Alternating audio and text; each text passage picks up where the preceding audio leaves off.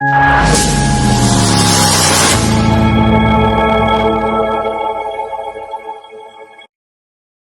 बच्चों, कैसे हैं बच्चों आप लोग। उम्मीद करता हूँ बेटा आपने खूब खब ठीक ठाक पढ़ाई करी है बेटा आप लोगों ने। एंड जैसा बच्चों कि आप लोग मेरे सामने देख सकते हो, बेटा मैंने एक इस तरह का चैप्टर उठाया हुआ है आपके लिए। बेटा लास्ट मैंने आपके लिए वेव ऑप्टिक्स का बच्चों फर्स्ट लेक्चर मैंने अपलोड कर दिया है आपके लिए। फर्स्ट लेक्चर अपलोड हो चुका है वेव ऑप्टिक्स का भी। और जैसा कि मैंने आपको प्लान समझाया था बच्चों कि इलेक्ट्रोस्टैटिक मैंने आपको करा दिया है, इलेक्ट्रोस्टैटिक करा दिया है बच्चों।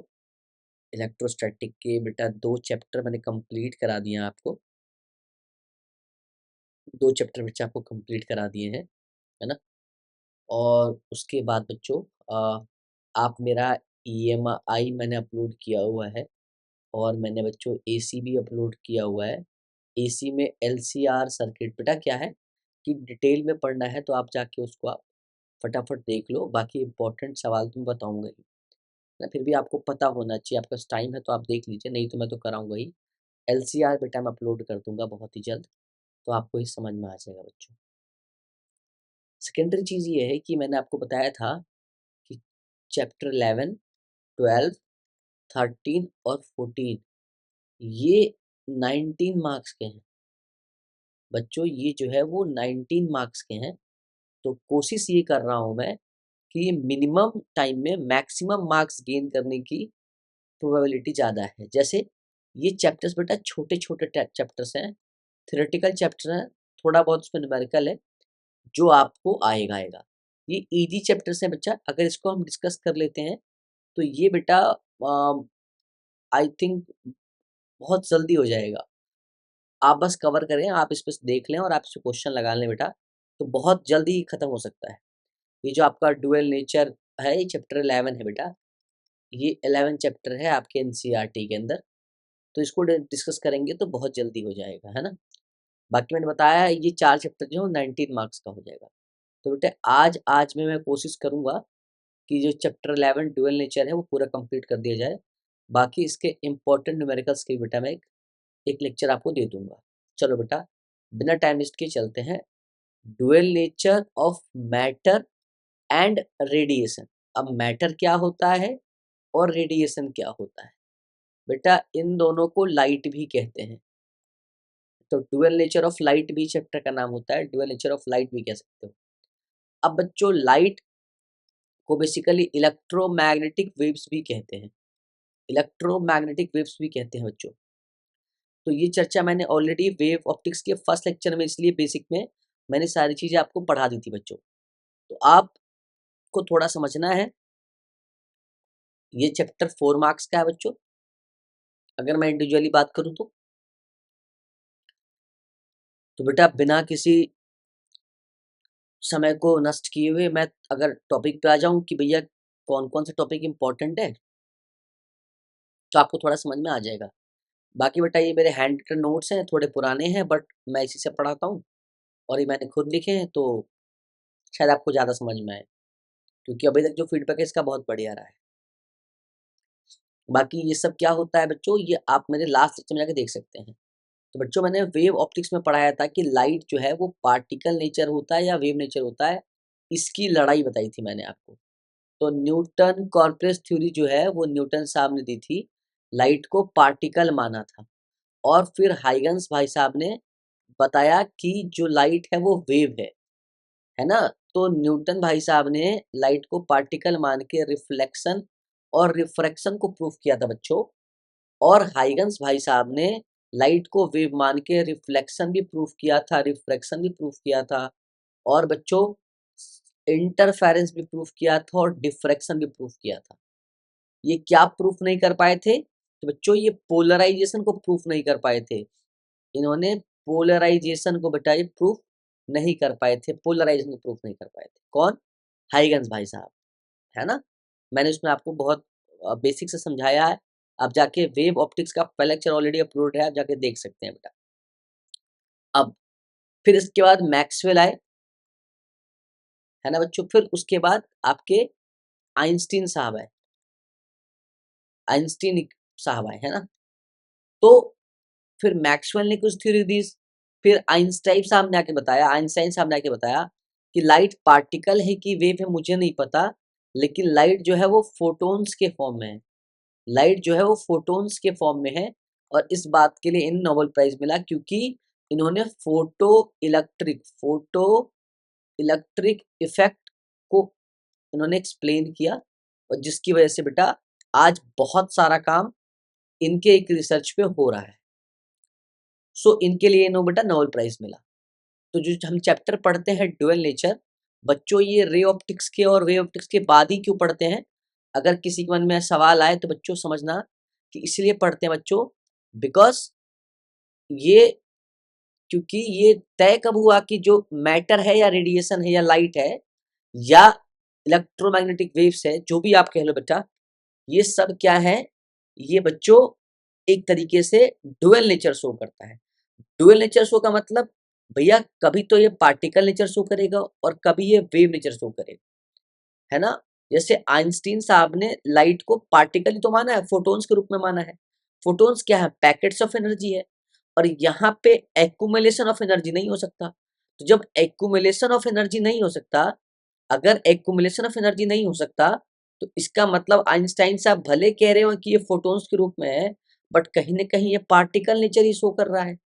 तो बेटा ये चैप्टर आपको बताएगा कि light as a particle, light as a wave, यानी कि लाइट जो है वो डुअल नेचर है, इसकी लड़ाई ही खत्म हो गई। ठीक है, ये म्यूचुअल कह सकते हो इसको। ये जब जरूरत पड़ता है उस हिसाब से आपको इस हद का अपने बिहेवियर को अलग रिप्रेजेंट करेगा।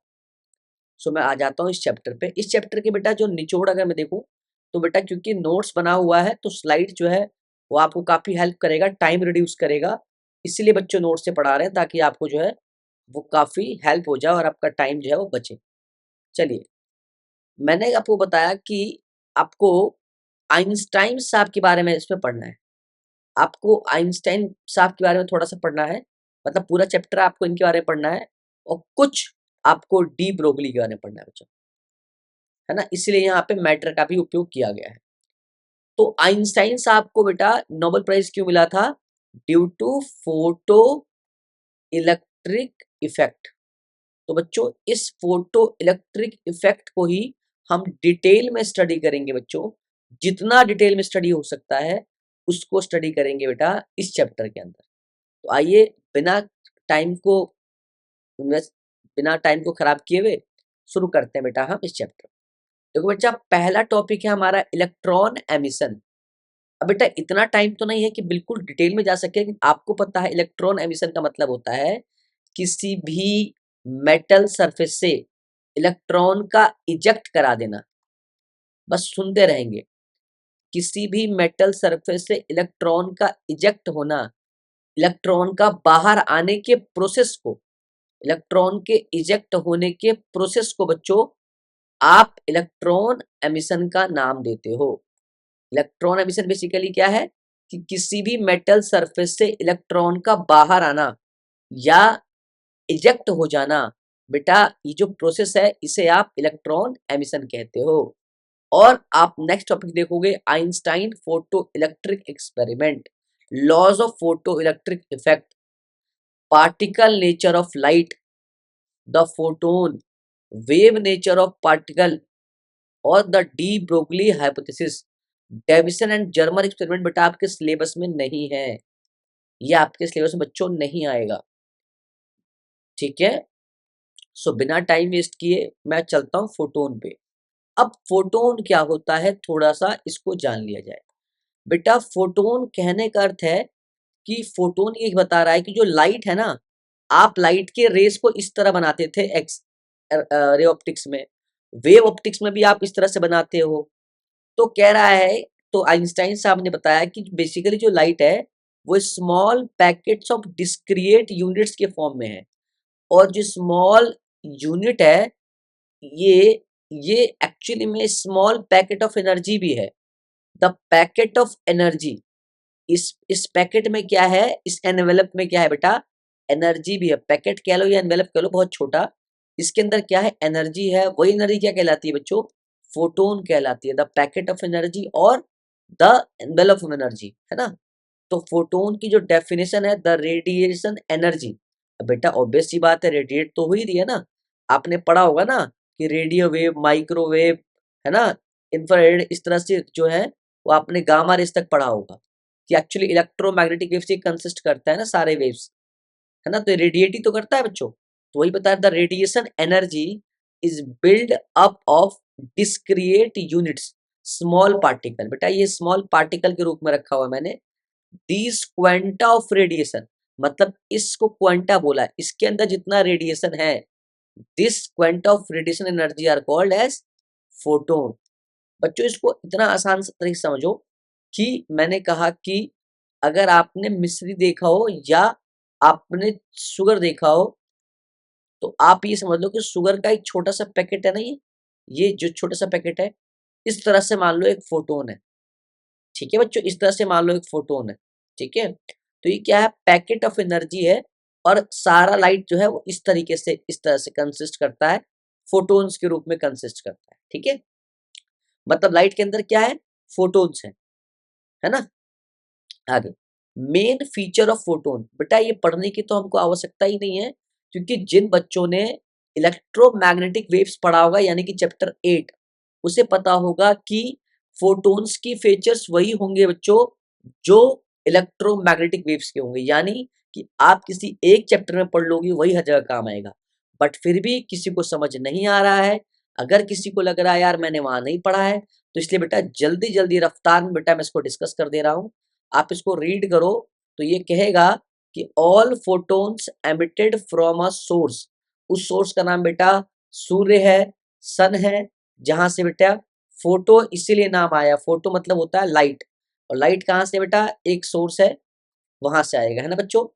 तो थोड़ा सा टाइम पास ना करते हुए टू द पॉइंट अगर चलें तो देखते हैं कि टू द पॉइंट कहाँ पहुंचते हैं। सो इसमें कह रहा है कि ऑल फोटोन्स, जितने भी फोटोन्स हैं, एमिटेड फ्रॉम अ सोर्स, ठीक है भाई, travel in a straight line, ठीक है, with the same speed that is equal to the constant. बेटा स्पीड ऑफ लाइट जो होता है वो 3 × 10⁸ मीटर पर सेकेंड होता है। अब ये कैसे आता है बच्चों, ये इलेक्ट्रोमैग्नेटिक वेव से मैंने डिराइव भी किया हुआ है। अगर ऐसा हुआ तो वो चैप्टर में डिस्कस करेंगे बेटा, तो मैं उसमें भी ये चीज बताऊंगा। बस कहने का अर्थ ये है कि वेलोसिटी ऑफ लाइट को प्रूव किया हुआ, ऐसा नहीं कि कोई मैं नई बात बता रहा हूँ बच्चों। वेलोसिटी ऑफ लाइट जो होती है बेटा वो इतनी होती है। तो अगर लाइट की वेलोसिटी इतनी है तो फोटोन की वेलोसिटी भी इतनी ही होगी, और ये कांस्टेंट वैल्यू है। और लाइट जो है वो स्ट्रेट लाइन में आएगा। अब एक बच्चे कहेगा सर हमने रिफ्रैक्शन में पढ़ा था कि इस तरह से आता है और डेविएट हो जाता है। बेटा डेविएट भी हो रहा है तो जा तो स्ट्रेट ही रहा है, चाहे टुवर्ड्स नॉर्मल जाए या अवे फ्रॉम नॉर्मल जाए। बेटा ये पाथ जो है वो तो स्ट्रेट लाइन ही है। डेविएशन है, देखो अगर कोई चीज ऐसे जा रहा है और फिर ऐसे हो गया, तो यहां से तो ये स्ट्रेट लाइन ही है ना। तो प्लीज बेटा थोड़ा सा आप इसको समझिएगा। और बेटा दूसरे स्लाइड की तरफ चलते हैं। तो यहाँ लिखा हुआ है कि there is a change in the velocity of photon. बिल्कुल होगा। कब होगा बच्चों, जब मीडियम चेंज होगा। कब होगा बच्चों, जब मीडियम चेंज होगा। और बेटे mu equals to C by V, mu equals to C by V. बेटा ये चीज आपने रे ऑप्टिक्स में पढ़ी होगी। म्यू को बोलते हैं रिफ्रैक्टिव इंडेक्स। रिफ्रैक्टिव इंडेक्स क्या होता है, the ratio of velocity of light in given, the velocity of the ratio of velocity of light in, कहाँ पे बच्चों, ये क्या है, फ्री स्पेस या vacuum, to the velocity of light in given medium, है ना। तो जब बेटा सी का होता है 1/रूट में एप्सिलॉन म्यू नॉट, और वी जो होता है बच्चों वो आता है रूट में एप्सिलॉन एम म्यू एम। तो बेटा दिस इज द कंडीशन जहां पे आप डिस्कस करोगे। अगर आपको ये याद नहीं आ रहा है बच्चों, तो ये चैप्टर 8 में खूब अच्छे से डिस्कस हुआ हुआ है, फीचर्स ऑफ इलेक्ट्रोमैग्नेटिक वेव्स में।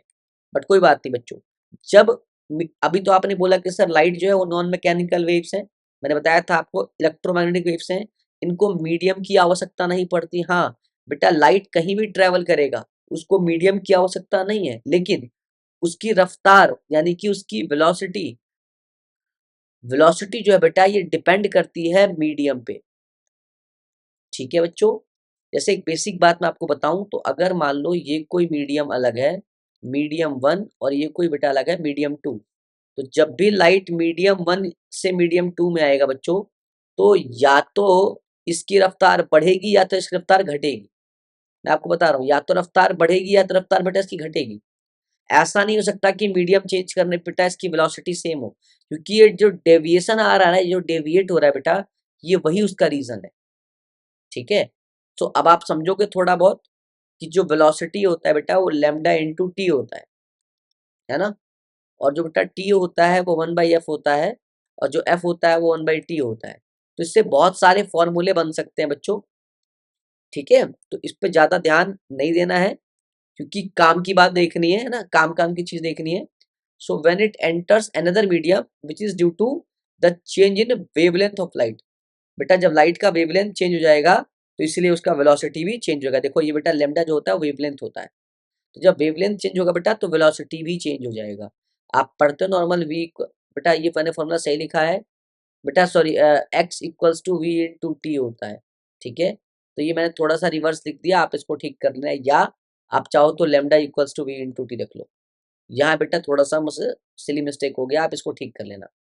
ठीक है, आप इससे याद रखना, अगर आपको थोड़ा बहुत भी कंफ्यूजन आता है तो बेटा ये भी डिस्प्लेसमेंट है, ये भी डिस्प्लेसमेंट ही एक तरीके से, तो वेलोसिटी टाइम होता है। मैं इसको हटा देता हूँ। ठीक है, आप इसको थोड़ा सा पुट कर लेना और ये वैल्यू याद रखना। चलिए बेटा, थोड़ा रफ्तार बढ़ाना है आगे। बेटा फोटोन्स आर इलेक्ट्रिकली न्यूट्रल, हाँ बेटा इलेक्ट्रिकली न्यूट्रल होता है, बिल्कुल। क्यों न्यूट्रल होता है? अब देखो यही चीज है कि अगर मैंने इलेक्ट्रोमैग्नेटिक वेव्स आपको पढ़ाया होता, ईएमडब्ल्यू अगर आपने पढ़ा होता, तो आपको समझ में आता कि इसको इलेक्ट्रिकली न्यूट्रल क्यों कह रहे हैं। ठीक है ना, तो ये चीज आपको थोड़ा सा वहां पढ़ना पड़ेगा। बाकी बेटा मैं वो भी जो लेक्चर तैयार करूंगा तो उसमें भी आपको बताऊंगा क्यों होता है इलेक्ट्रिकली न्यूट्रल, है ना। क्योंकि एक एक हाइपोथेसिस माना जाता है कि जब बेटा जो इलेक्ट्रोमैग्नेटिक वेव्स है वो एक चार्ज के एक्सेलरेट करने से पैदा होता है। एक तरह से एक हाइपोथेसिस है कि जब चार्ज के एक्सेलरेट करने से पैदा होता है बच्चों, तो ये बदलता हुआ इलेक्ट्रिक फील्ड पैदा करता है और बदलता हुआ मैग्नेटिक फील्ड पैदा करता है। तो जिसकी वजह से बेटा वहां लॉरेंज फोर्स लगेगा, इलेक्ट्रिक फील्ड की वजह से इलेक्ट्रिक फोर्स और मैग्नेटिक फील्ड की वजह से मैग्नेटिक फोर्स। अब कहा जाता है कि अगर जहां इलेक्ट्रिक फोर्स हो और मैग्नेटिक फोर्स हो बेटा वहां लॉरेंज फोर्स होगा, और लॉरेंज फोर्स अगर है और चार्ज पार्टिकल वहां से निकल रहा है और फिर भी अगर वो स्ट्रेट जा रहा है, इसका मतलब बेटा लॉरेंज फोर्स को जीरो मान लिया जाता है ना, क्योंकि चार्ज तो जीरो हो नहीं सकता। तो उस केस के अंदर बेटा जब मैं इसको कंप्लीट डिस्कस करूंगा तो बताऊंगा कि इसलिए चार्ज को न्यूट्रल कह देते हैं, क्योंकि वहां पे लॉरेंज फोर्स से वो स्ट्रेट निकल जाता है। ठीक है, और भी डिस्कस करेंगे इसके ऊपर। And hence are not deflected by electric और मैग्नेटिक फील्ड्स, है ना बच्चों। हालांकि ये सब तो बेटा इंपॉर्टेंट नहीं है आपके एग्जाम के लिए, हो सकता है कि आपके एग्जाम में ये सब चीज थोड़ा बहुत पूछ ले, तो पूछ ले, ज्यादा तो नहीं पूछेगा बेटा।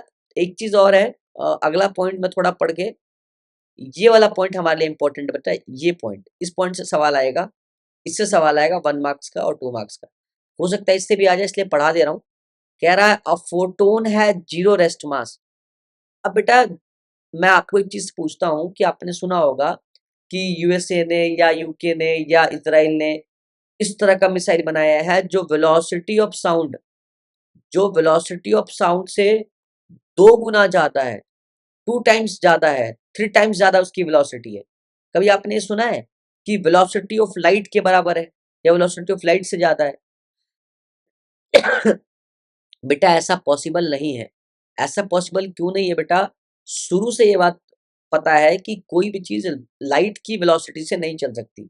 उसको थोड़ा एक्सप्लेन किया है आइंस्टाइन साहब ने, थोड़ा इसको समझिएगा कि it can not exist at rest, मतलब ऐसी कोई चीज बनी ही नहीं है जो वेलोसिटी ऑफ लाइट से चले, और अगर वो है तो जब वो रुकता है तो उसका मास कुछ नहीं होता, मतलब उसका मास होता ही नहीं है, मतलब वो रेस्ट पे एग्जिस्ट ही नहीं कर सकता।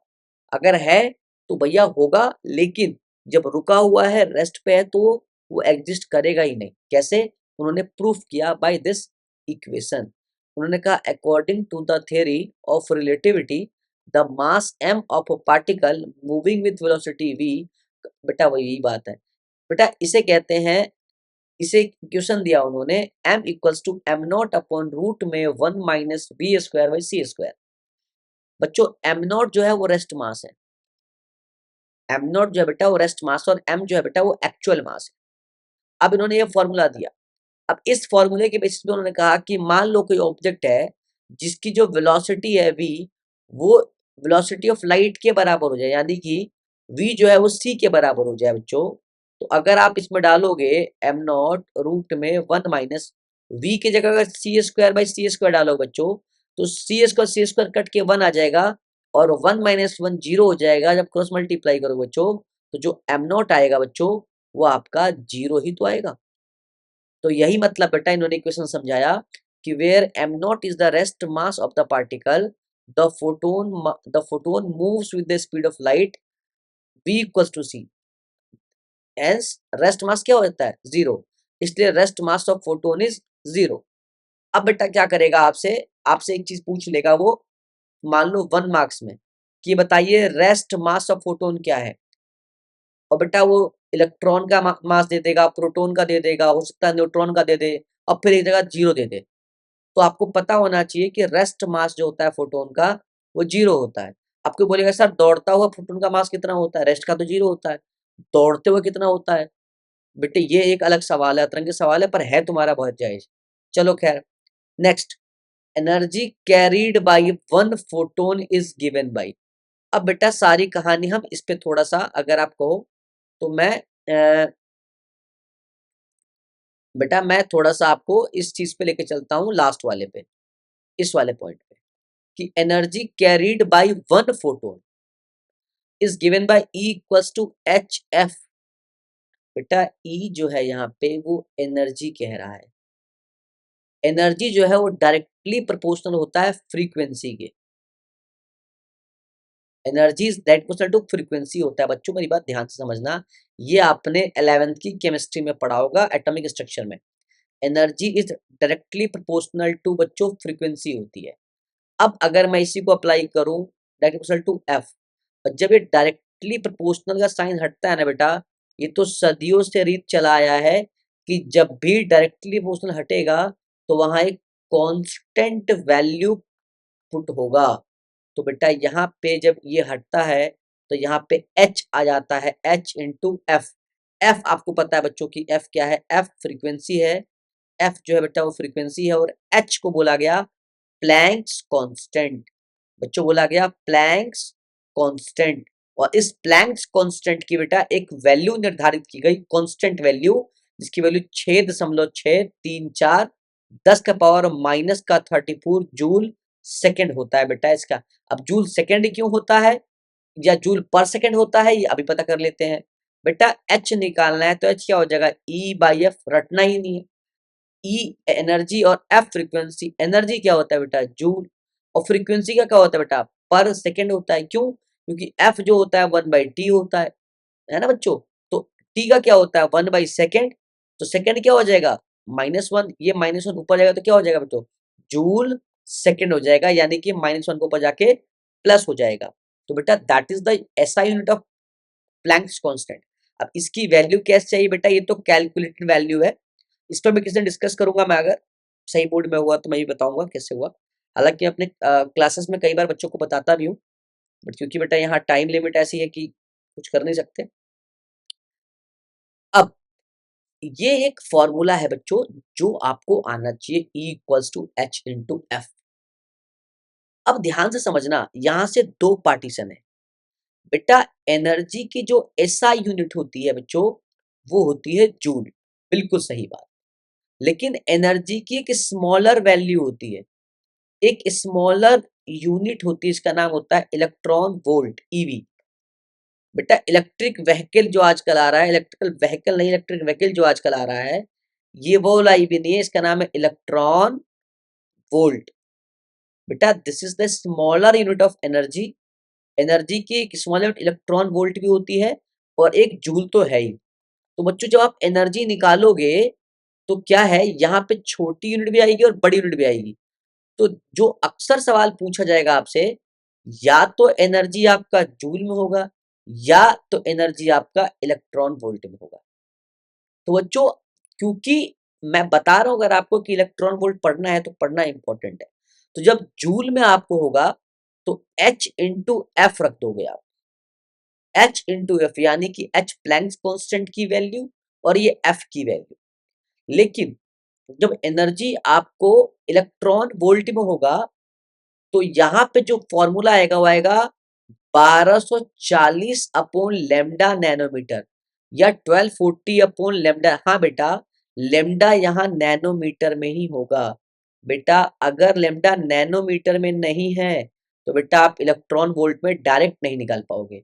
और ये सब बेटा आसान तरीका है, आप इसको जितना खींचोगे उतना खींचता जाएगा। सर यहाँ पे लेमडा कैसे आया? अभी मैंने बताया था फ्रीक्वेंसी। तो मैंने बताया था कि lambda equals to v into t होता है, थोड़ी देर पहले मैंने बताया था। और टी जो होता है वो वन अपॉन, अगर f equals to one by t है तो टी क्या हो जाएगा बच्चों, एफ नीचे और टी ऊपर, तो वन बाई एफ हो जाएगा। तो इस टी के बदले अगर मैं रखूं कि लेमडा इक्वल्स टू वी और ये टी जो होगा, जो टी है बेटा वो आ जाएगा वी अपॉन एफ, है ना बच्चों। तो जो ये एफ है, अगर आप देखो कि lambda equals to V by F आ रहा है बच्चों, तो सिमिलरली अगर मैं यहां से बच्चों अगर एफ को ऊपर ले जाऊं लेमडा को नीचे ले आऊं तो एफ क्या आ जाएगा, वी बाई लेमडा। अब वी क्या है बच्चों, इस बात को समझोगे तो आपको चीजें क्लियर होंगी कि वी यहाँ पे वेलोसिटी होता है। वी क्या होता है बच्चों, यहाँ पे वेलोसिटी होता है। ठीक है, अब ये वी क्या मतलब क्या है, अभी किसकी बात कर रहे हैं, फोटोन की। किसकी एनर्जी की बात कर रहे हैं, वन फोटोन की। तो फोटोन का वी कितना होता है बच्चों, फोटोन का वी होता है सी के बराबर। तो बच्चों यहाँ फ्रीक्वेंसी क्या आ जाएगा, एफ इक्वल्स टू वी की जगह सी बाई लेमडा। और यही वाला एफ उठा के आप यहाँ पुट कर दोगे तो बेटा यहाँ से जो आपका एनर्जी का फॉर्मूला है वो आएगा बच्चों E इक्वल्स टू एच, और एफ के बदले आएगा सी बाई लेमडा। तो बेटा that is the formula of energy, E equals to h c by lambda. देखो अब यहाँ पे एच की वैल्यू फिक्स है बच्चों, और सी की वैल्यू फिक्स होती है बेटा 3 × 10⁻8 मीटर प्रति सेकेंड, 3 × 10⁸ मीटर पर सेकेंड। और अगर मैं इस सारी वैल्यू पुट करूं एच की 6.634 है ना बच्चों, और इस सी वेलोसिटी ऑफ लाइट 3 × 10⁸। अब मैंने क्या कहा था, लैम्डा नैनोमीटर में कन्वर्ट करना है, यानी कि लैम्डा दिया हुआ है तो जब बेटा ये लैम्डा मीटर में होगा, याद रखना जो लैम्डा की यूनिट होती है बच्चों वो होती है मीटर में। लैम्डा की जो एसआई यूनिट है वो होती है बेटा मीटर में, है ना, वो होती है मीटर में बच्चों। इस बात का आप खास ख्याल रखोगे। तो मीटर को कन्वर्ट करेंगे बेटा आपको नैनोमीटर में, ठीक है।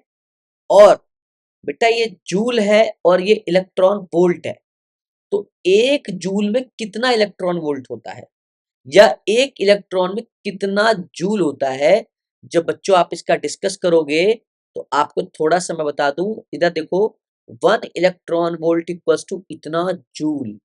अब सर ये याद कैसे रखें, बेटा ट्रिक है, कुछ मत करना। 1 इलेक्ट्रॉन का वैल्यू याद है, 1 इलेक्ट्रॉन पे चार्ज याद है, तो जितना 1 इलेक्ट्रॉन पे चार्ज है उतना ही 1 इलेक्ट्रॉन वोल्ट का जो वैल्यू होगा वो जूल में होगा, मानी कि 1 इलेक्ट्रॉन वोल्ट इक्वल्स टू इतना जूल जितना उसका चार्ज आएगा। तो बच्चों अगर आपको ये बात समझ में आ रही है तो मैं आपको नेक्स्ट स्लाइड में ही बता देता हूँ कि देखो यहाँ पे एनर्जी जो है इलेक्ट्रॉन वोल्ट में अगर निकालना है और 1240 बाई लेमडा नैनोमीटर दिया हुआ बच्चों, तो इसे कैसे डील करेंगे बहुत इंपॉर्टेंट है ये। तो मैंने बताया था energy equals to h c by lambda होता है लास्ट स्लाइड में। तो एच की वैल्यू 6.634 10⁻−34, सी का 3 × 10⁸। अब बेटा लेमडा मीटर में है ना बच्चों, तो नैनोमीटर में, तो अगर 1 नैनोमीटर है तो 10⁻⁻, नैनोमीटर है बेटा तो 9, बेटा -9 मीटर आ जाता है। माइक्रो में 6 आ जाता है। तो बेटा अगर हमको अब ये मीटर में है तो मीटर से कन्वर्ट करना है नैनोमीटर में, तो बेटा 1 मीटर में कितना नैनोमीटर हो जाएगा वो आपको निकालना है बच्चों। और आप यहाँ पुट कर दोगे इस लेमडा की वैल्यू, साथ में 1 इलेक्ट्रॉन वोल्ट। तो हमको तो ये जूल में दिया हुआ है, इसे डिवाइड कर दोगे 1.6 10 का पावर माइनस 19 से, और फिर सॉल्व करोगे इन सारी वैल्यूज को बेटा। क्योंकि जब सारी वैल्यूज को कैलकुलेट करोगे तो बेटा ये इतना आ जाएगा 1240 इंटू लेमडा नैनोमीटर। जैसे मान लो कि आपको दिया है 7 माइक्रो कूलम, तो 7 माइक्रो कूलम को अगर आपको कूलम में कन्वर्ट करना है तो 7 इंटू 10 का पावर माइनस 6 कूलम लिखते हो ना बेटा। और अगर मान लो आपको लिखा हुआ है कहीं कि 7 कूलम, अब इसको कन्वर्ट करो माइक्रो कूलम में, तो क्या करोगे बच्चों?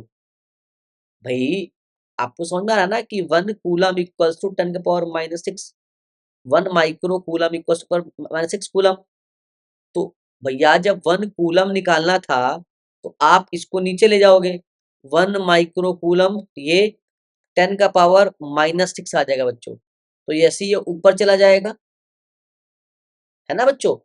तो आपको थोड़ा सा ये पता होना चाहिए कि आप किस तरह से निकाल रहे हो। मेरा प्लान ये नहीं है कि मैं आपको ये सिखाऊं कि ये कैसे निकालते हैं, ठीक है। बट थोड़ा बहुत भी अगर डाउट है कि भैया, तो बेटा आप इससे यूनिट्स एंड मेजरमेंट को थोड़ा वापस जाके पढ़ें, आपको बेटा बहुत आवश्यकता है। तो मीटर को नैनोमीटर में कन्वर्ट करोगे, ठीक है। मेरी बात समझ में आ रही है? तो आप इसे कन्वर्ट करोगे तो ये प्लस में वैल्यू आ जाएगी, है ना। तो अब आप इसे सॉल्व करोगे सबको, तो सॉल्व करने का बच्चों आएगा एनर्जी का जो फॉर्मूला है वो आ जाएगा 1240 बाई लेमडा नैनोमीटर। अब सर आपने इतना देर ये पढ़ाया, इसका फायदा बेटा बताते हैं। इसका फायदा इलेक्ट्रॉन इलेक्ट्रॉन वोल्ट में आ जाएगा। तो जब हम न्यूमेरिकल सॉल्व करेंगे तो ये डायरेक्ट हमारे न्यूमेरिकल को सॉल्व कर लेगा, बहुत ही आसान कैलकुलेशन के साथ। और अगर ये याद नहीं रखोगे तो परेशानी होगी आगे। The frequency of a photon gives the radiation a definite colour which does not change with medium. बेटा ये बात बिल्कुल सही है कि फोटोन की जो रेडिएशन है वो डेफिनेट कलर से, आप उसका मीडियम चेंज भी कर दोगे तो उसको खास फर्क पड़ेगा नहीं। बट हमारा ये मुद्दा है नहीं। और the momentum of photon is p equals to h by lambda. बेटा ये तो आपको पता ही है, p equals to h by lambda होता है और lambda equals to h by p होता है। पी जो है वो मोमेंटम है, तो जो लेमडा हो जाएगा h upon m into v भी हो जाएगा। ये बेटा हम डी ब्रोगली में पढ़ेंगे, तो इसको हम आगे पढ़ना ही, तो इसके लिए भी रहने दें। अभी बेटा चलते हैं टॉपिक्स पे, इलेक्ट्रॉन एमिशन कि व्हाट इज इलेक्ट्रॉन एमिशन। बेटा ये कर लोगे ना, नहीं होगा तो आप मुझसे डाउट पूछ लेना कि कैसे करना है। लेमडा जो मीटर में था उसे नैनोमीटर में कन्वर्ट किया, बार बार लिख रहा हूँ। और इलेक्ट्रॉन वोल्ट से बेटा जूल, 1 इलेक्ट्रॉन वोल्ट को कितना जूल। अब ये जूल में था ना, तो 1 जूल कितना हो जाएगा, 1 जूल बेटा इतना ही हो जाएगा, डिवाइड कर दोगे, है ना, ठीक है। अब इलेक्ट्रॉन एमिशन, इलेक्ट्रॉन एमिशन क्या होता है बच्चों, बस थोड़ी देर आपको यही सिखा रहे हैं बच्चों।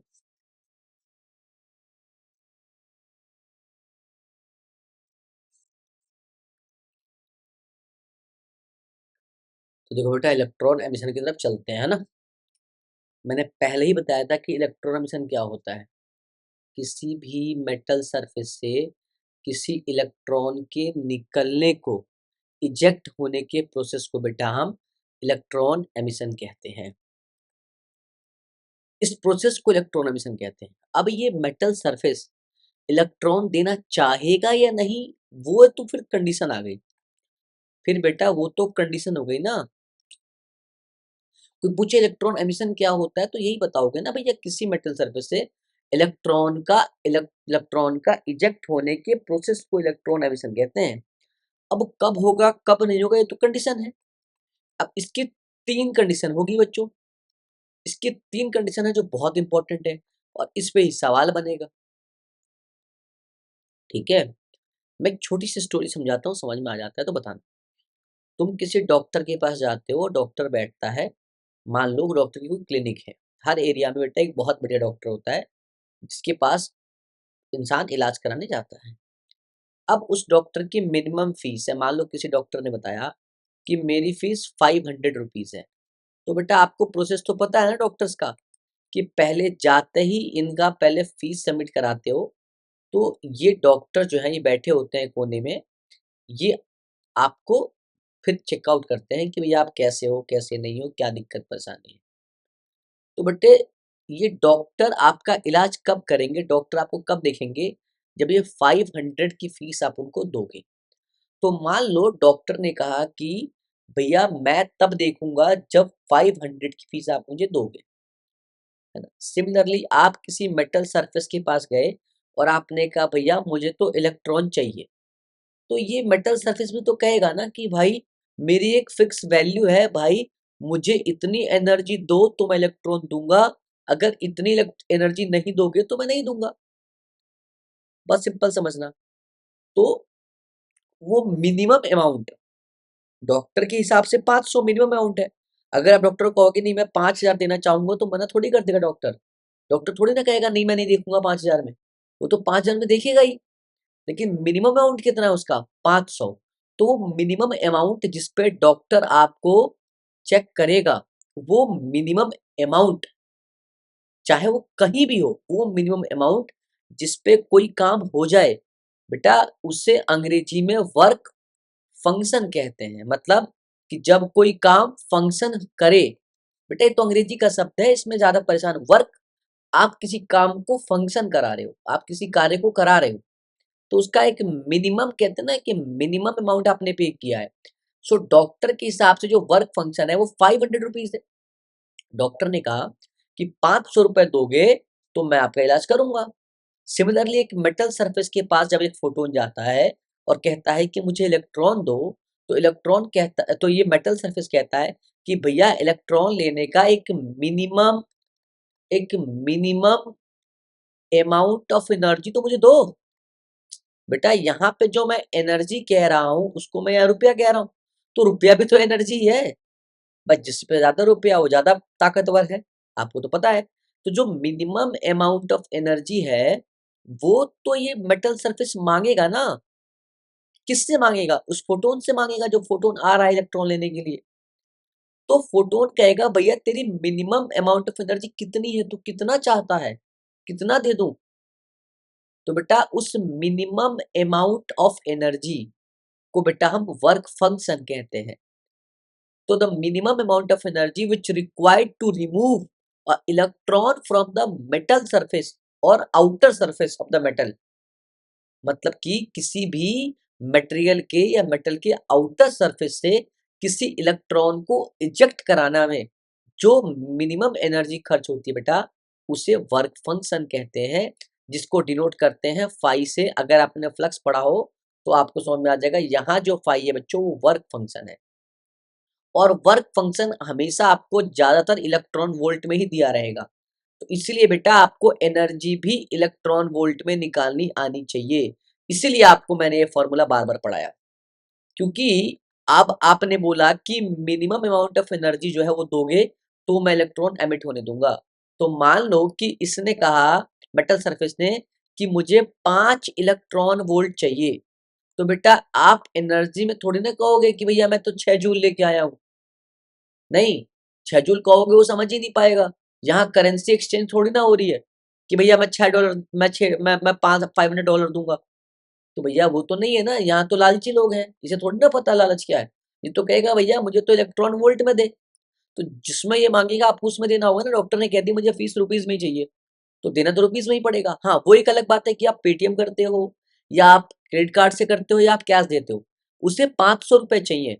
उसे ये मतलब नहीं है कि 500 कैश मिल रहा है कि आप यूपीआई कर रहे हो या कार्ड पेमेंट कर रहे हो। सुनना ध्यान से, लेकिन उसे रुपया चाहिए। आप उसे बोलोगे 500 पैसा दूंगा तो नहीं लेगा। सिमिलरली बेटा अगर अगर इसने कहा कि वर्क फंक्शन जो है वो इलेक्ट्रॉन वोल्ट में है, उसने बोला, किसी मेटल सरफेस ने कहा कि मुझे 5 इलेक्ट्रॉन वोल्ट तू देगा तो मैं तुझे इलेक्ट्रॉन दूंगा, तो 5 इलेक्ट्रॉन वोल्ट वो ये फोटोन कैसे भी दे, किसी रूप में दे, उसे तो एनर्जी चाहिए ना। उसे ये मतलब थोड़ी ना कि तू एनर्जी कहाँ से लेके आ रहा है। डॉक्टर तुझसे थोड़ी पूछेगा कि 500 रुपए तुम कहाँ से लेके आ रहे हो, उसे तो 500 रुपए दोगे वो चेक करेगा। सिमिलरली किसी मेटल सरफेस को आप एनर्जी दोगे और वो आपको भैया इलेक्ट्रॉन दे देगा। तो किसी भी मेटल सरफेस से इलेक्ट्रॉन निकालने के लिए एक अमाउंट आपको देना पड़ेगा और वो अमाउंट वो मटेरियल ही डिसाइड करेगा। और डिफरेंट डिफरेंट मटेरियल का वर्क फंक्शन डिफरेंट डिफरेंट होगा। जैसे डिफरेंट डिफरेंट डॉक्टर्स की फीस डिफरेंट डिफरेंट होती है ना। कोई बहुत महंगा है तो बेटा उसको अच्छी फीस देनी पड़ेगी। कोई बहुत एक्सपीरियंस सर्जन है तो ज़्यादा देना पड़ेगा। कोई जनरल फिजिशियन है तो कम देना पड़ेगा। सिमिलरली मेटल सरफेस का वर्क फंक्शन चेंज होगा। लेकिन हाँ, एक मेटल का अगर आपने एल्युमिनियम ले लिया या स्टील ले लिया या जिस मेटल को आपने, हर मेटल का एक फिक्स होगा, लेकिन अलग अलग मटेरियल का अलग अलग होगा। अब अगर आपको ये बात समझ में आई हो तो आपको मैं चलता हूँ थोड़ा सा बेसिक की तरफ। तो the outermost electron, outer most का मतलब क्यों? अब बेटा आउटर मोस्ट का मतलब इसलिए क्योंकि उसका फोर्स ऑफ इलेक्ट्रोस्टैटिक है वो कम होगा, यानी कि अट्रैक्शन कम होगा आउटर सेल में।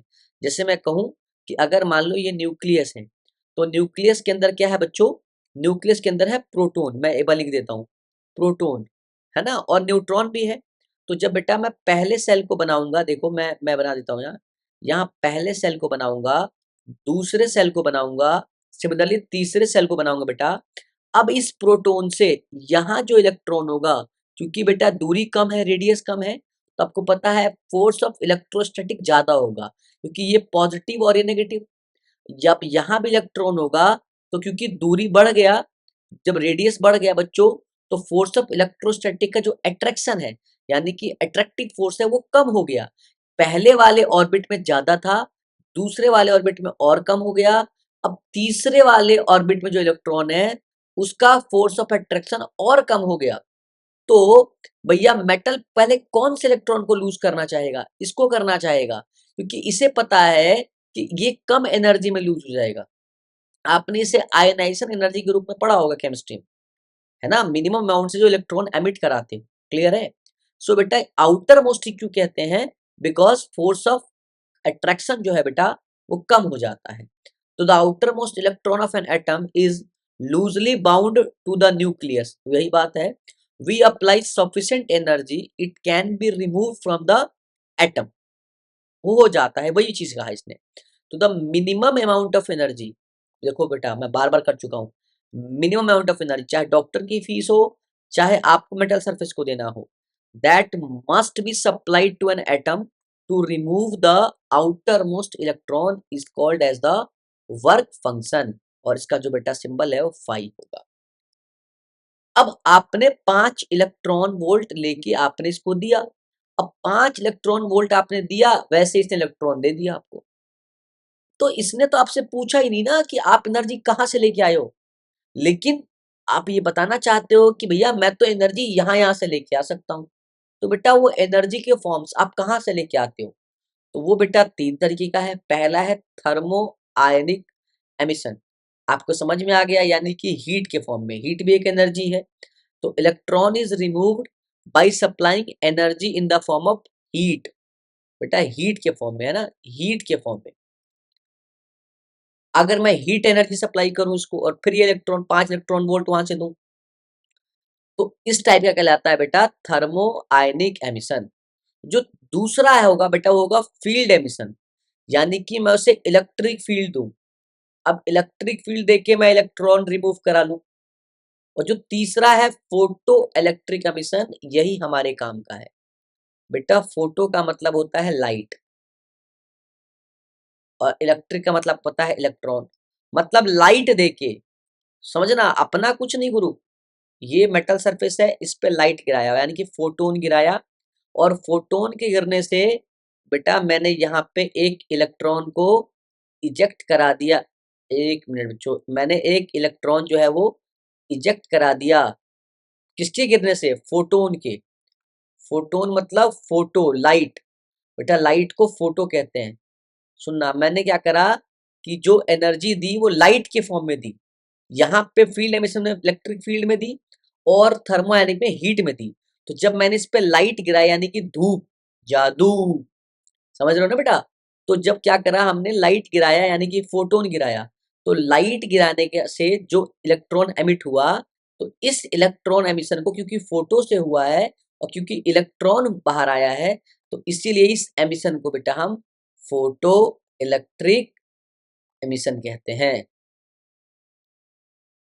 फोटो इलेक्ट्रिक एमिशन कहते हैं। अब बेटा ये कुछ नोट्स में कुछ चीजें हैं जिसे आपको इग्नोर ही करना चाहिए, ये आपके किसी काम का नहीं है। लियोनार्ड ऑब्जर्वेशन है ना, हेड्स ऑब्जर्वेशन, ये किसी काम का आपके लिए नहीं है। थोड़ा सा आगे चलते हैं। अब यहां से बेटा आपको फोटो इलेक्ट्रिक एमिशन आ जाएगा बच्चों, फोटो इलेक्ट्रिक एमिशन आ जाएगा। अब चलिए कुछ बेसिक बातें। अब ये मेटल सरफेस था, इस मेटल सरफेस का अपना एक वर्क फंक्शन था या मिनिमम एनर्जी था, जिसकी वैल्यू मैंने मान रखी है 5 इलेक्ट्रॉन वोल्ट है। अब एक फोटोन आया और इस पे गिरा। अब फोटोन जब गिरेगा या फोटोन आएगा तो फोटोन को पता है कि इस मेटल सरफेस का वर्क फंक्शन 5 इलेक्ट्रॉन वोल्ट है, यानी कि 5 से कम लेके जाऊंगा तो साला इलेक्ट्रॉन नहीं देगा। तो या तो मैं 5 लेके जाऊं एनर्जी, या तो मैं 5 लेके जाऊं, या मैं 6 लेके जाऊं, या मैं 7 लेके जाऊं। यानी कि हर केस में जो एनर्जी होगा वो ग्रेटर होगा या इक्वल होगा वर्क फंक्शन के। बेटा that is the first condition, that is the first condition कि जहां आप इलेक्ट्रॉन एमिट करवा पाओगे। यानी कि अगर आपको इलेक्ट्रॉन एमिट कराना है तो पहला कंडीशन है कि जो आप एनर्जी दोगे फोटोन को वो या तो आप ज्यादा दोगे या तो आप इक्वल्स टू में देखो वर्क फंक्शन के। अच्छा भाई ज्यादा क्यों देंगे, ज्यादा देंगे तो क्या ज्यादा ले लेगा, नहीं, लेगा तो ये 5 ही, लेगा तो ये 5 ही, है ना, लेगा ये 5 ही, बाकी ये यूज करेगा मूव करने में। यानी कि बाकी जो है वो इसकी काइनेटिक एनर्जी हो जाएगी, वो बाद में बात करेंगे। समझ रहे हो, मतलब ये पहली कंडीशन है। अब पढ़ो इसको। When light having sufficient energy falls on a material, electrons are emitted। सही बात है, निकलेगा। This is called photoelectric emission, पढ़ा चुका हूँ। It is possibly only if the energy in light is greater than the work function of the material। बेटा लिख दिया है कि ग्रेटर होना चाहिए या इक्वल्स टू होना चाहिए। The emitted electrons are called photo electrons. When photo means light, already पढ़ा चुका हूँ बच्चों। When a photon of light falls on a material, electron will be emitted provided that the energy of the photon is greater than the work function of the material. बेटा पढ़ा चुका हूँ, ये चीज बता चुका हूँ, सभी को समझ में आ गया होगा। अब बेटा ये ग्राफ बनाया है आइंस्टाइन, ये बेटा ये जो सेटअप है इसे कहते हैं आइंस्टाइन फोटो इलेक्ट्रिक एक्सपेरिमेंट। आप देखोगे तो उसमें क्या आएगा, इवैक्यूएटेड ग्लास, इवैक्यूएटेड जो बताया है ग्लास ट्यूब लिया हुआ है। सुनना, इसका बहुत नॉर्मल सा सेटअप बता रहा हूँ बेटा। ये गैप क्यों छोड़ा है, ताकि इससे लाइट आ सके, यानी कि धूप आ सके, यानी कि फोटोन आ सके। एक प्लेट यहाँ लगाया और एक प्लेट यहाँ। अब बेटा एक बात बताओ, आपको धूप, जो ये जो ये गैप दिया है धूप आने की, यहाँ उसने एक प्लेट लगाया, इस प्लेट का नाम इसने सी रखा है और इस प्लेट का नाम इसने ए रखा है। रटने की कोई बात ही नहीं है। एक बात का उत्तर दो, यहां से फोटोन गिरेगा, फोटोन जिस पे गिरेगा वहां से बेटा इलेक्ट्रॉन एमिट होगा। आपको तो पता है ये मेटल, ये दोनों जो है वो मेटल सरफेस है, क्योंकि और कोई लगाने का मतलब बनता नहीं। अब मेटल सरफेस है तो यहां से जब धूप गिरेगा या लाइट गिरेगी, तो लाइट के गिरने से, अगर इसके लाइट के गिरने की या फोटोन के गिरने से, या फोटोन के गिरने से, और अगर फोटोन की एनर्जी यानी कि ये वाला इस मेटल सरफेस के वर्क फंक्शन से ज्यादा हुआ, तो यहां से इलेक्ट्रॉन एमिट होगा। तो जो प्लेट इलेक्ट्रॉन एमिट कर देगा उस प्लेट को हम एमिटर नहीं कहेंगे बच्चों, बिल्कुल एमिटर कहेंगे। अब यहां से इलेक्ट्रॉन निकला है। अब तुम सोचो कि जब इलेक्ट्रॉन निकला तो इलेक्ट्रॉन पे कैसा चार्ज होगा, नेगेटिव चार्ज होगा।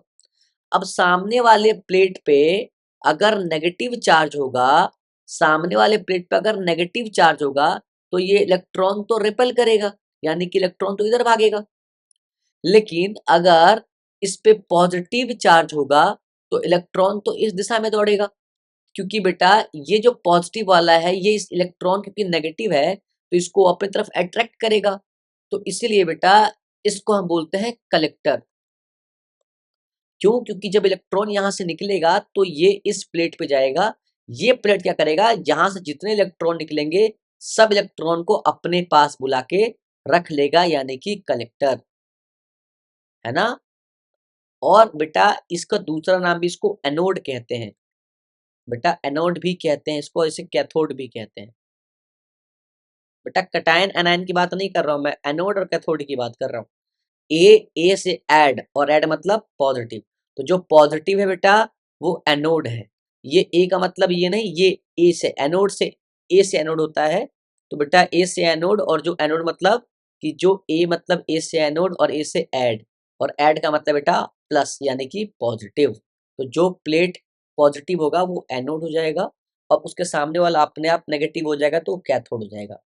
अब बेटा इसको इन्होंने एक वायर से जोड़ा हुआ है इस तरीके से, यहाँ एक कम्यूटेटर लगाया हुआ है, और इस सर्किट में बेटा आपको इन्होंने गैल्वेनोमीटर भी लगाया हुआ है, एक एमीटर भी लगाया हुआ है ना, एक बैटरी भी लगाई हुई है। ये बहुत अलग चीज है, सेटअप है, बस आपको इसका बेसिक समझना है। इसमें कोई भी रॉकेट साइंस नहीं समझना, सुनना ध्यान से बच्चों। क्यों नहीं समझना बताता हूँ।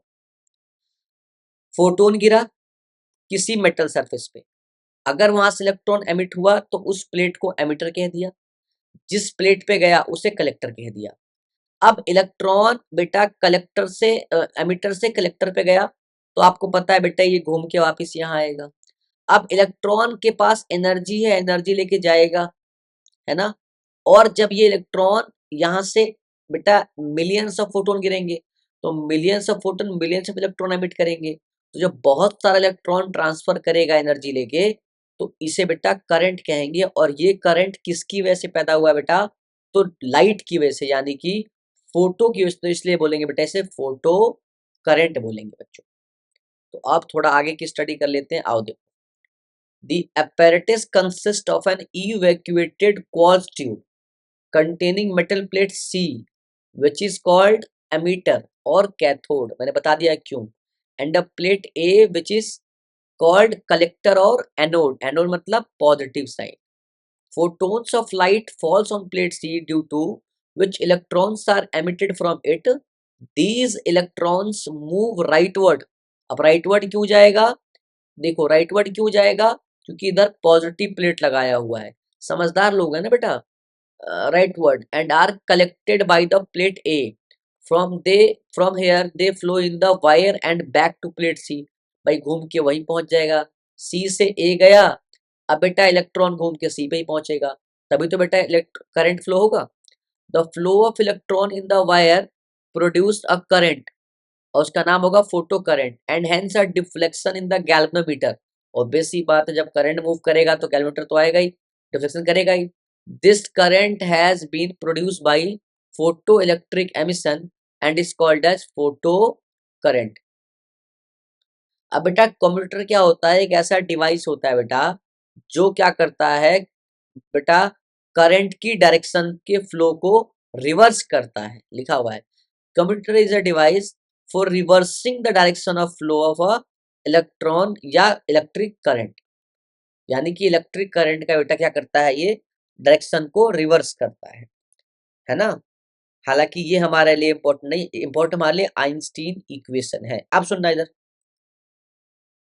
थोड़ा सा और कुछ बेसिक बात सुनो।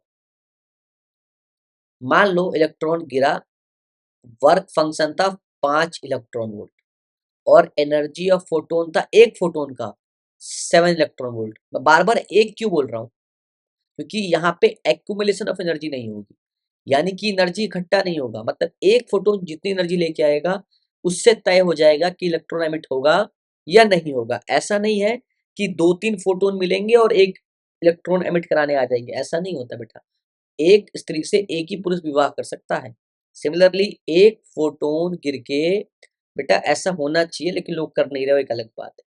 एक फोटोन गिरेगा क्योंकि ये पार्टिकल नेचर है, और ये फोटोन जब जाएगा तभी बेटा दूसरा फोटोन गिरेगा, क्योंकि ये पार्टिकल नेचर है, यहाँ एक्यूमुलेशन ऑफ एनर्जी पॉसिबल नहीं है बच्चों। तो प्लीज इस बात को समझें आप लोग। तो अगर एनर्जी 7 इलेक्ट्रॉन वोल्ट है फोटोन का, और 1/5 वोल्ट है बेटा, तो चाहिए तो इसको 5 ही, लेकिन है इसके पास 7। तो जो बच गया, यानी कि 2 जो बच गया बेटा, उसे काइनेटिक एनर्जी कहते हैं। मतलब कि एनर्जी जो है फोटोन का माइनस वर्क फंक्शन, जो बच जाएगा उसे कहते हैं kinetic energy of the electron. अब काइनेटिक एनर्जी उस इलेक्ट्रॉन का क्या करेगा, उस इलेक्ट्रॉन को जल्दी पहुंचाएगा उसके पास, यानी कि कलेक्टर के पास या एनोड के पास। तो अब बताओ, अगर 5 इलेक्ट्रॉन वोल्ट बेटा वर्क फंक्शन है और 7 इलेक्ट्रॉन वोल्ट अगर एनर्जी दिया है, तो काइनेटिक एनर्जी क्या हो जाएगा बच्चों? 2 इलेक्ट्रॉन वोल्ट। सिमिलरली अगर 8 इलेक्ट्रॉन वोल्ट दिया होता एनर्जी तो 3 हो जाता। तो इस तरह से बेटा अगर देखे जाए तो वर्क फंक्शन तो कांस्टेंट होता है। तो आप इस फॉर्मूले को देख के कह सकते हो कि kinetic energy is directly proportional to energy. अगर एनर्जी बढ़ेगा तो काइनेटिक एनर्जी बढ़ेगा, और एनर्जी घटेगा तो काइनेटिक एनर्जी घटेगा। क्योंकि बेटा वर्क फंक्शन पे काइनेटिक एनर्जी डिपेंड नहीं करता। लिख देना, kinetic energy does not depend on work function of the material. अब मैंने इतना पढ़ा दिया, अब आगे पढ़ते हैं। Consider that a material has a work function of 5 electron volt. Light is falling on this in which the photon have energy of 7 electron volt. हाँ बेटा, ये मेरे ही नोट्स बनाए हैं, जो मैं पढ़ाऊंगा आपको आपको यही लिखा हुआ मिलेगा। तो where a photon falls on the atom, it will provide 7 electron volt of energy.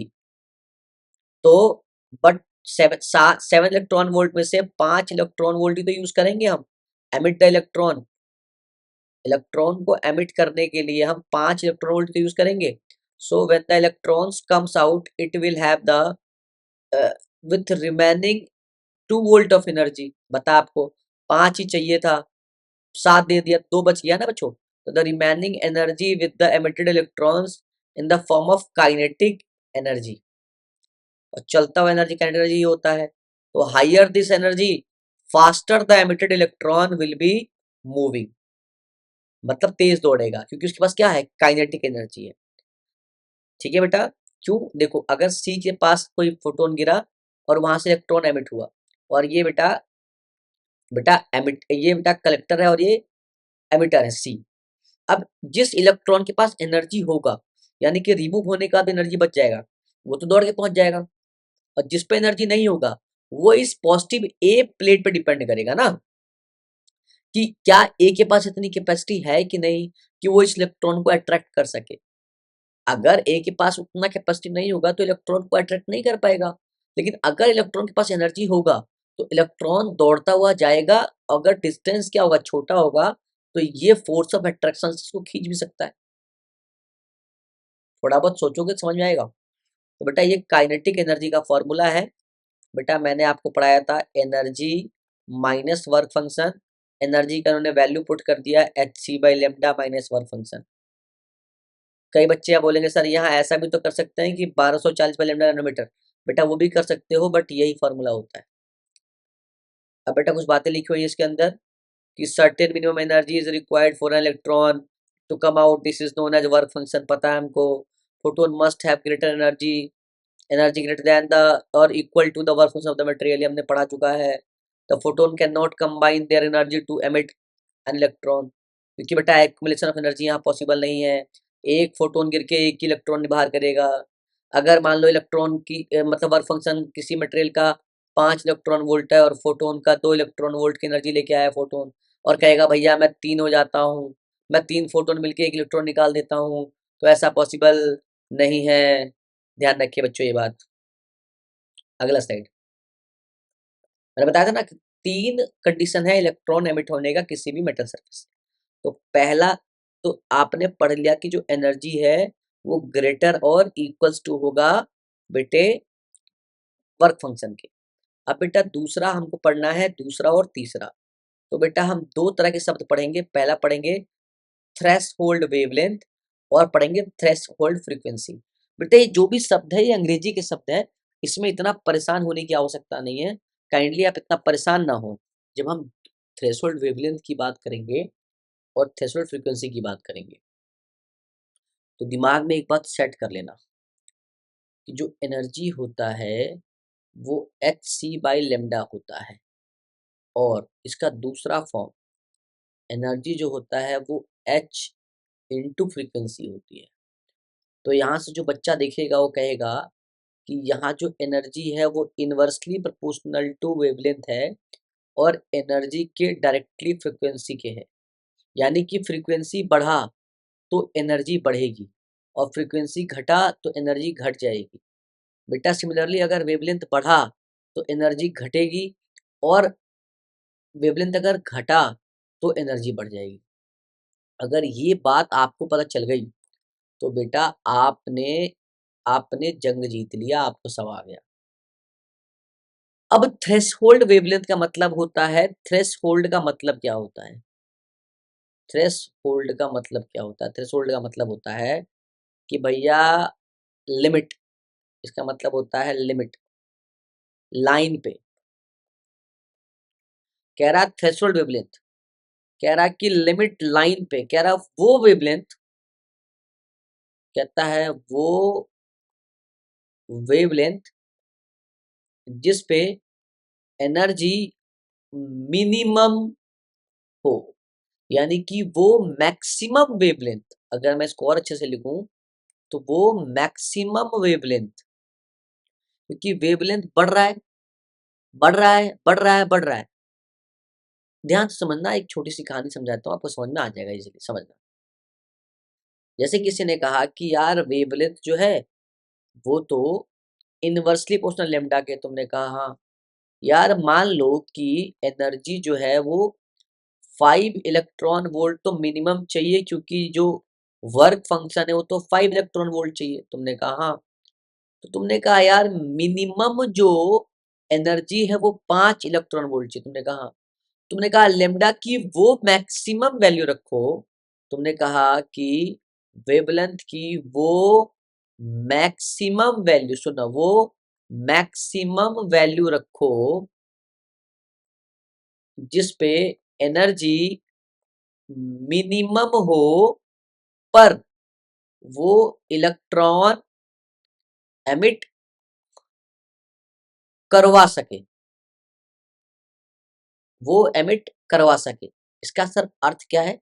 अर्थ यह है कि लेमडा की वो मैक्सिमम वैल्यू जिस पे इलेक्ट्रॉन एमिट हो रहा है, लेकिन अगर उसके बाद बढ़ा तो फिर एनर्जी जो है वो डिक्रीज हो जाएगी वर्क फंक्शन से। तो उस केस में बेटा इलेक्ट्रॉन एमिट नहीं होगा। मतलब कि थ्रेशोल्ड वेवलेंथ मतलब कि हाईएस्ट वेवलेंथ, मतलब कि उससे ज्यादा तो मतलब इलेक्ट्रॉन एमिट होगा ही नहीं, जब भी होगा उससे कम होगा। तो मैंने ये बात कही, दूसरे बच्चे ने एक बात पकड़ ली यहाँ पे, उसने बोला गुरुजी आपकी बात मुझे साफ साफ समझ में आ रही है कि आप ये कहना चाहते हो कि जो एनर्जी होगा वो वर्क फंक्शन के बराबर होगा, अगर अगर मैं थ्रेशोल्ड वेवलेंथ की बात कर रहा हूं। मैंने कहा यानी कि लेमडा टीएच को मैक्सिमम वेवलेंथ, मैक्सिमम वेवलेंथ को ही बेटा हम थ्रेशोल्ड वेवलेंथ कहते हैं, यानी कि लेमडा टी एच। तुमने कहा अच्छा, मतलब कि जब थ्रेशोल्ड वेवलेंथ होगा तो जो एनर्जी होगा वो वर्क फंक्शन के बराबर होगा, क्योंकि मिनिमम हो सकता है। मैंने कहा कि इससे घटेगा तो आएगा नहीं, मैंने कहा बिल्कुल सही। तुमने कहा यार बहुत अच्छी बात है, मैंने कहा बिल्कुल कोई दिक्कत नहीं है, रॉकेट साइंस लगाने की बात ही नहीं है। तो देखो E इक्वल्स टू होता है एच सी बाई लेमडा। तुमने कहा हाँ सर बहुत अच्छी बात है, होता तो है। मैंने कहा लेकिन अब आपको ये बात पता है कि लेमडा की वो मैक्सिमम वैल्यू जिस पे एनर्जी मिनिमम हो लेकिन वर्क फंक्शन निकाले, और एनर्जी जो है या तो ग्रेटर होना चाहिए या तो इक्वल्स टू होना चाहिए वर्क फंक्शन। तुमने कहा हाँ। अगर मैं बोलूं कि एनर्जी इक्वल है वर्क फंक्शन के, यही केस तो है। तुमने कहा हाँ। अगर ये केस दे दूं तो इसका मतलब कि जो एच सी बाई लेमडा है वो तो टी एच हो जाएगा, और ये वर्क फंक्शन के बराबर हो जाएगा, क्योंकि ये तभी बराबर होगा जब वेवलेंथ क्या होगा, मैक्सिमम होगा। और मैक्सिमम वेवलेंथ क्या कहलाता है बेटा? वो कहलाता है थ्रेशोल्ड वेवलेंथ। तो थ्रेशोल्ड वेवलेंथ का फॉर्मूला अगर मैं पूछूं आपसे तो आप एच सी बाई 5 बता दोगे मुझे? तुमने कहा हाँ। देखो ये नोट्स में भी कुछ इसी तरीके से लिखा है मैंने, बस ये चीज थोड़ा सा कॉम्प्लिकेट करता है, बट मैं ये समझा दूंगा, ठीक है ना? क्योंकि energy equals to work function होगा, तो बेटे ये कहानी हो जाएगी। अब क्या कहने का अर्थ है? अब तुमने लेमडा टी एच निकाल लिया एच सी बाई फाइव करके, तुम्हें लेमडा टी एच की मान लो कोई वैल्यू मिल गई, कोई वैल्यू आ गई। अब या तो मीटर में आई या नैनोमीटर में आई, तुमने जैसे सॉल्व किया वैसे आ गया। अब मैंने कहा कि एक फोटोन जा रहा है, उसका वेवलेंथ मान लो लेमडा है, कुछ भी मान लो लेमडा है।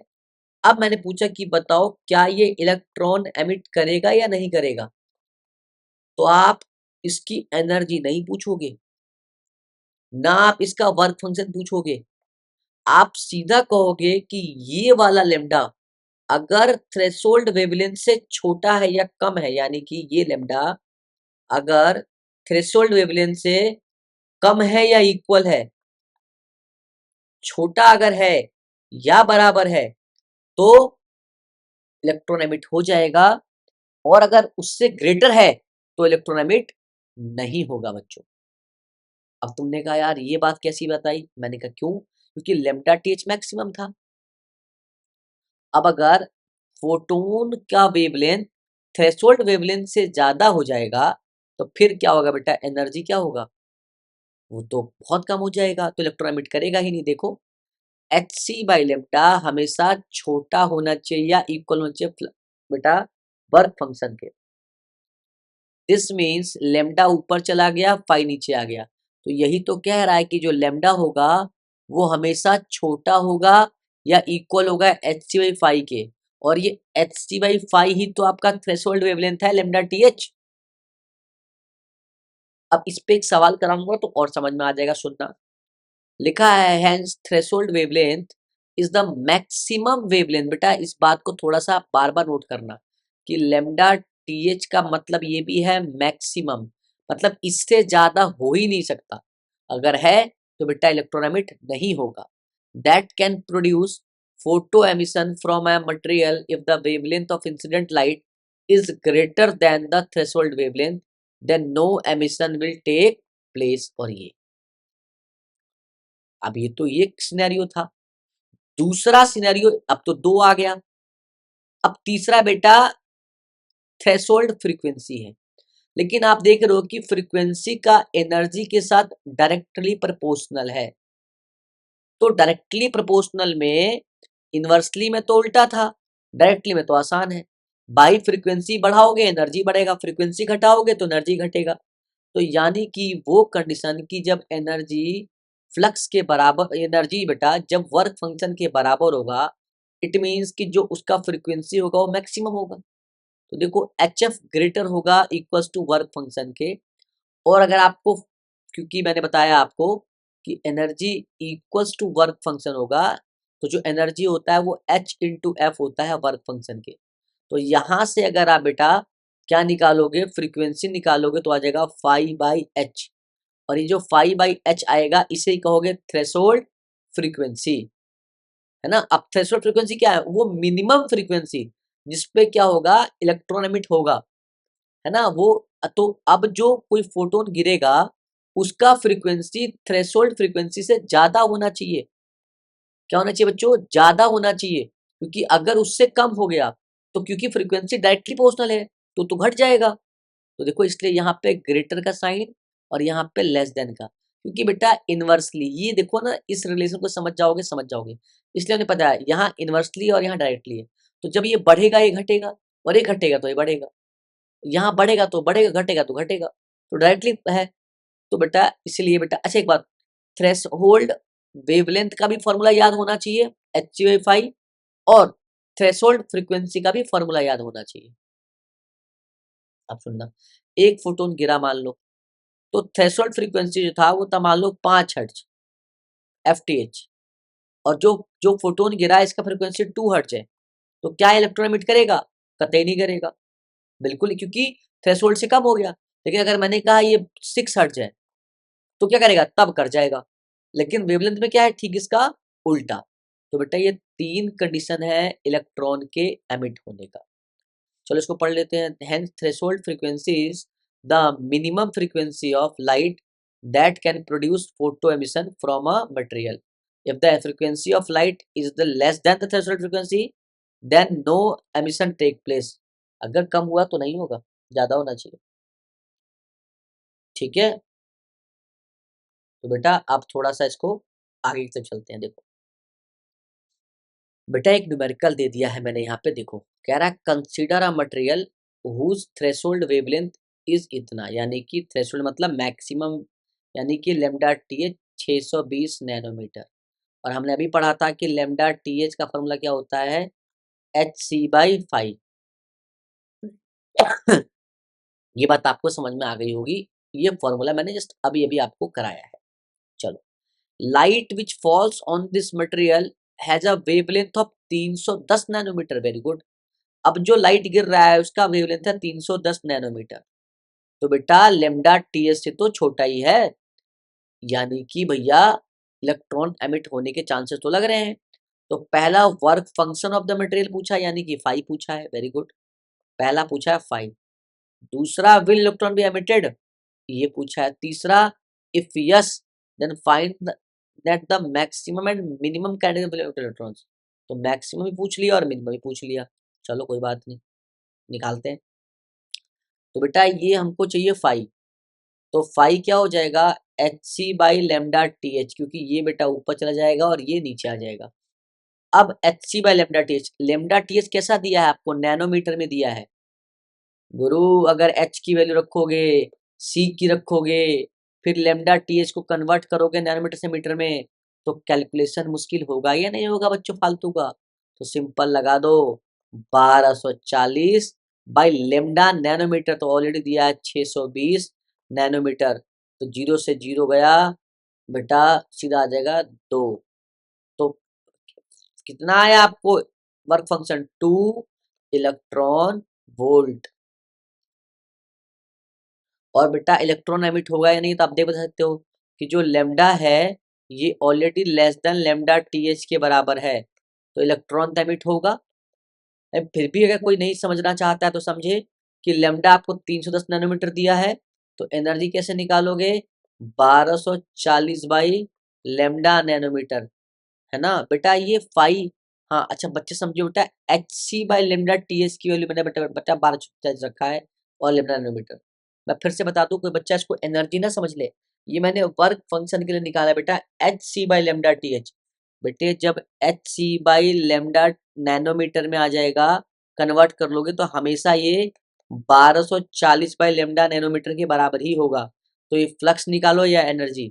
तो लाइट का कितना है 310, तो 1240 बाई 310, तो बेटा 3 चौका 12, बेटा 4 इलेक्ट्रॉन वोल्ट आ गया। तो जो एनर्जी है वो बेटा 4 इलेक्ट्रॉन वोल्ट आया। तो देखो एनर्जी जो है वो ग्रेटर है बेटा वर्क फंक्शन से। तो ग्रेटर देन इक्वल टू नहीं, लेकिन बेटा ग्रेटर है, 4 बड़ा होता है 2 से, तो इलेक्ट्रॉन एमिट होगा। अब तो इसलिए पूछता है if yes then find the maximum and minimum kinetic energy of electron. तो बेटा मैक्सिमम कहाँ होगा, बेटे अगर आप थ्रेशोल्ड वेवलेंथ पे लोगे बेटा, तो थ्रेशोल्ड वेवलेंथ पे लोगे तो काइनेटिक एनर्जी तो जीरो होगा, मिनिमम हो जाएगा। क्यों, क्योंकि काइनेटिक एनर्जी क्या होता है, एनर्जी माइनस वर्क फंक्शन तो सेम है। अब अगर आप लेमडा टी एच पे लोगे तो एनर्जी भी 2 ही आएगा, तो बेटा ये भी 2 ये भी 2, तो ये जीरो हो जाएगा। और बेटा अगर आप इस पे लोगे तो ये काइनेटिक एनर्जी क्या है, एनर्जी कितना है 4 माइनस ये कितना है 2, तो कितना आ जाएगा 2 इलेक्ट्रॉन वोल्ट। अब इस तरह के सवाल एग्जाम में आते हैं और आप नहीं कर पाते हो बेटा, तो फायदा क्या है। अब बेटा इम्पोर्टेंट है इसके अंदर ग्राफ। बेटा एक मिनट, बेटा इसके अंदर इम्पोर्टेंट है graph, graph for photo electric experiment. बेटा इसमें आपको 6 ग्राफ पढ़ने हैं, 6 ग्राफ पढ़ने हैं आपको।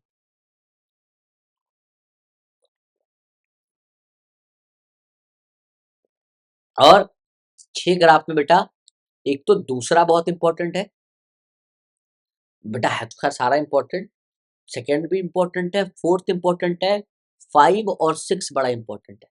हालांकि पढ़ाना तो सब पड़ेगा मुझे, है कि नहीं बच्चों। तो बेटा अभी हम स्टार्ट करेंगे ग्राफ। ये जो ग्राफ है ना, मैंने बता दिया आपको कि कौन कौन से इंपॉर्टेंट है। अगर बेटा मैं फर्स्ट ग्राफ कराने जाऊं उससे पहले मैं चाहता हूं कि आप समझ लो ग्राफ से क्वेश्चन आता कैसे है ना। ग्राफ से क्वेश्चन आएंगे बेटा, अ, ये आपको एक डायग्राम दिया हुआ है जिसमें बताने की कोशिश कर रहा है कि इंसिडेंट लाइट या फोटोन गिरा इस एमिटर पे और यहाँ से इलेक्ट्रॉन जो है वो इस दिशा में गया राइटवर्ड, क्योंकि यहाँ कलेक्टर था या एनोड था। अब जब इलेक्ट्रॉन इधर गया तो ये direction of flow of electron लिखा हुआ है, और सबको पता है कि जो करंट होता है वो इलेक्ट्रॉन के अपोजिट डायरेक्शन में होता है। तो वहाँ कम्यूटेटर लगा हुआ था ना, कम्यूटेटर इसलिए ही लगा हुआ था, ठीक है, ताकि समझ में आपको सही से आ जाए।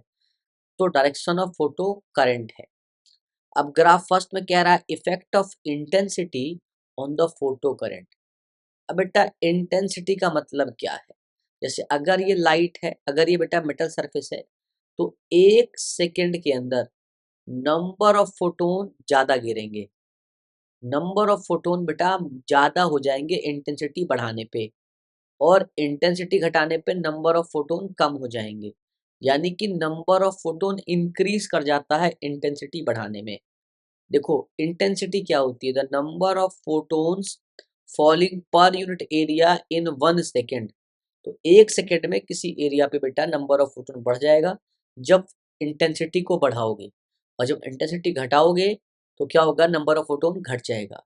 अब बेटा बताओ, अगर एक फोटोन गिरेगा तो एक इलेक्ट्रॉन निकालेगा, दो गिरेगा तो दो इलेक्ट्रॉन निकालेगा, अगर मिलियंस ऑफ फोटोन गिरेगा तो मिलियंस में इलेक्ट्रॉन निकालेगा। तो मतलब जितना इलेक्ट्रॉन निकलेगा उतना करंट होगा। तो इंटेंसिटी और करंट के बीच में जो ग्राफ होता है बेटा वो स्ट्रेट लाइन होता है, और या इसे लीनियर कह सकते हो, और बेटा डायरेक्टली प्रोपोर्शनल होने के कारण ग्राफ जो है स्ट्रेट लाइन ही बनेगा। इसको पढ़ लेना बट्टो, कुछ खास है नहीं इसके अंदर, पॉज करके ले लेना। सो डायरेक्टली प्रोपोर्शनल बोल ही रहा है आपको, है ना। अब बेटा ग्राफ 2 पे चलो, ग्राफ 2 बड़ा इंपॉर्टेंट है। कह रहा effect of anode potential on the photo current. अब सुनना, एक तो था जिससे इलेक्ट्रॉन निकला, अब वो इस यहां से इलेक्ट्रॉन निकला, और ये वो जगह है ए, यानी कि एनोड, जहां पे इलेक्ट्रॉन जा रहा है और ये पॉजिटिव था। अब कह रहा है कि जब आप एनोड पोटेंशियल को छेड़ोगे या इसमें बदलाव करोगे तो फोटो करंट पे क्या असर पड़ेगा। अब बेटा ये एनोड पोटेंशियल पॉजिटिव है और ये इलेक्ट्रॉन नेगेटिव है, तो अब आप क्या करोगे? जब एनोड पोटेंशियल को डिक्रीज करोगे, यानी कि पहले बहुत ज्यादा पॉजिटिव था, तो ये सारे इलेक्ट्रॉन को क्या कर रहा था? अपने पास खींच ले रहा था, है ना, अट्रैक्ट कर ले रहा था। लेकिन क्या किया आपने? धीरे धीरे इसके एनोड पोटेंशियल को डिक्रीज करा। जब डिक्रीज करते जाओगे तो ये नेगेटिव की तरफ बिहेव करने लग जाएगा, तो ये इलेक्ट्रॉन को क्या करेगा बेटा? रिपेल करेगा। तो आप इसे डिक्रीज करते जाओगे, करते जाओगे, करते जाओगे, एक समय ऐसा आएगा जब जब बेटा 100% इलेक्ट्रॉन जो है वो रिपेल करते जाए, वो रिपेल कर जाएगा, यानी कि एक भी इलेक्ट्रॉन यहाँ से यहाँ नहीं पहुंचेगा। एक केस तो ये हो जाएगा। अब वो किस किस पोटेंशियल पे होगा वो बात करेंगे। दूसरा, अब एक तो आप एनोड को डिक्रीज कर सकते हो, एक आपने कहा अगर बढ़ाएंगे तो। अब अगर आपने एनोड पोटेंशियल को बढ़ाया, इंक्रीज करा, तो इलेक्ट्रॉन यहाँ पे ज्यादा से ज्यादा और जल्दी से जल्दी क्या करेगा बेटा? अट्रैक्ट कर जाएगा, क्योंकि इसकी पॉजिटिविटी बढ़ गई। तो जब आप एनोड को छेड़ते हो तो एक केस में बेटा 100% इलेक्ट्रॉन यहाँ एनोड पोटेंशियल पे आ जाता है, तो यानी कि एक केस में तो फोटो करंट बढ़ेगा क्योंकि इलेक्ट्रॉन आ गया, और एक केस में इलेक्ट्रॉन फोटो करंट घटेगा। क्यों? क्योंकि आप रिपल्सन करा रहे हो। तो इसका ग्राफ बनाने के लिए थोड़ा सा रीड कर लेते हैं, समझ में आ जाएगा। अब एक बात, तो आपने एनोड पोटेंशियल को इंक्रीज कर, तो इलेक्ट्रॉन खींच रहा है, खींच रहा है, खींच रहा है। एक समय ऐसा आएगा कि जब सारा इलेक्ट्रॉन यहाँ से यहाँ खींच जाएगा, तो अब आप इस एनोड पोटेंशियल को जितना मर्जी इंक्रीज करते रहो, कोई फायदा नहीं होगा। तो उसको क्या कहते हैं? सैचुरेशन लेवल, कि भैया अब नहीं हो सकता, अब थोड़ा सा पढ़ लो, इसको रीड कर लो। पहले पढ़ाएंगे वो पढ़ो, फिर जब घटाएंगे तो पढ़ लेना। Not all electrons emitted from E are able to reach C. ये तो मैंने पता दिया आपको कि जिस इलेक्ट्रॉन को एमिट होने के बाद एनर्जी बच जाएगा, काइनेटिक एनर्जी, वो तो आराम से हो जाएगा। लेकिन कोई इलेक्ट्रॉन एमिट हुआ और यही का यही पड़ा रहा, तो बेटा ये इसके लिए थोड़ा मुश्किल है ना इसको खींच पाना, अट्रैक्ट कर पाना। लेकिन क्या कर रहे हो आप, जब इसकी पॉजिटिविटी को बढ़ा रहे हो तो बढ़ाते बढ़ाते ये इसको भी खींचने के एबल हो जाएगा, इसकी कैपेसिटी बढ़ जाएगी। और जब बढ़ाते जाओगे तो इसकी इतनी कैपेसिटी हो जाएगी कि यहाँ के सारे इलेक्ट्रॉन खींच लेगा। तो यही बात कहेगा, पढ़ लो अभी।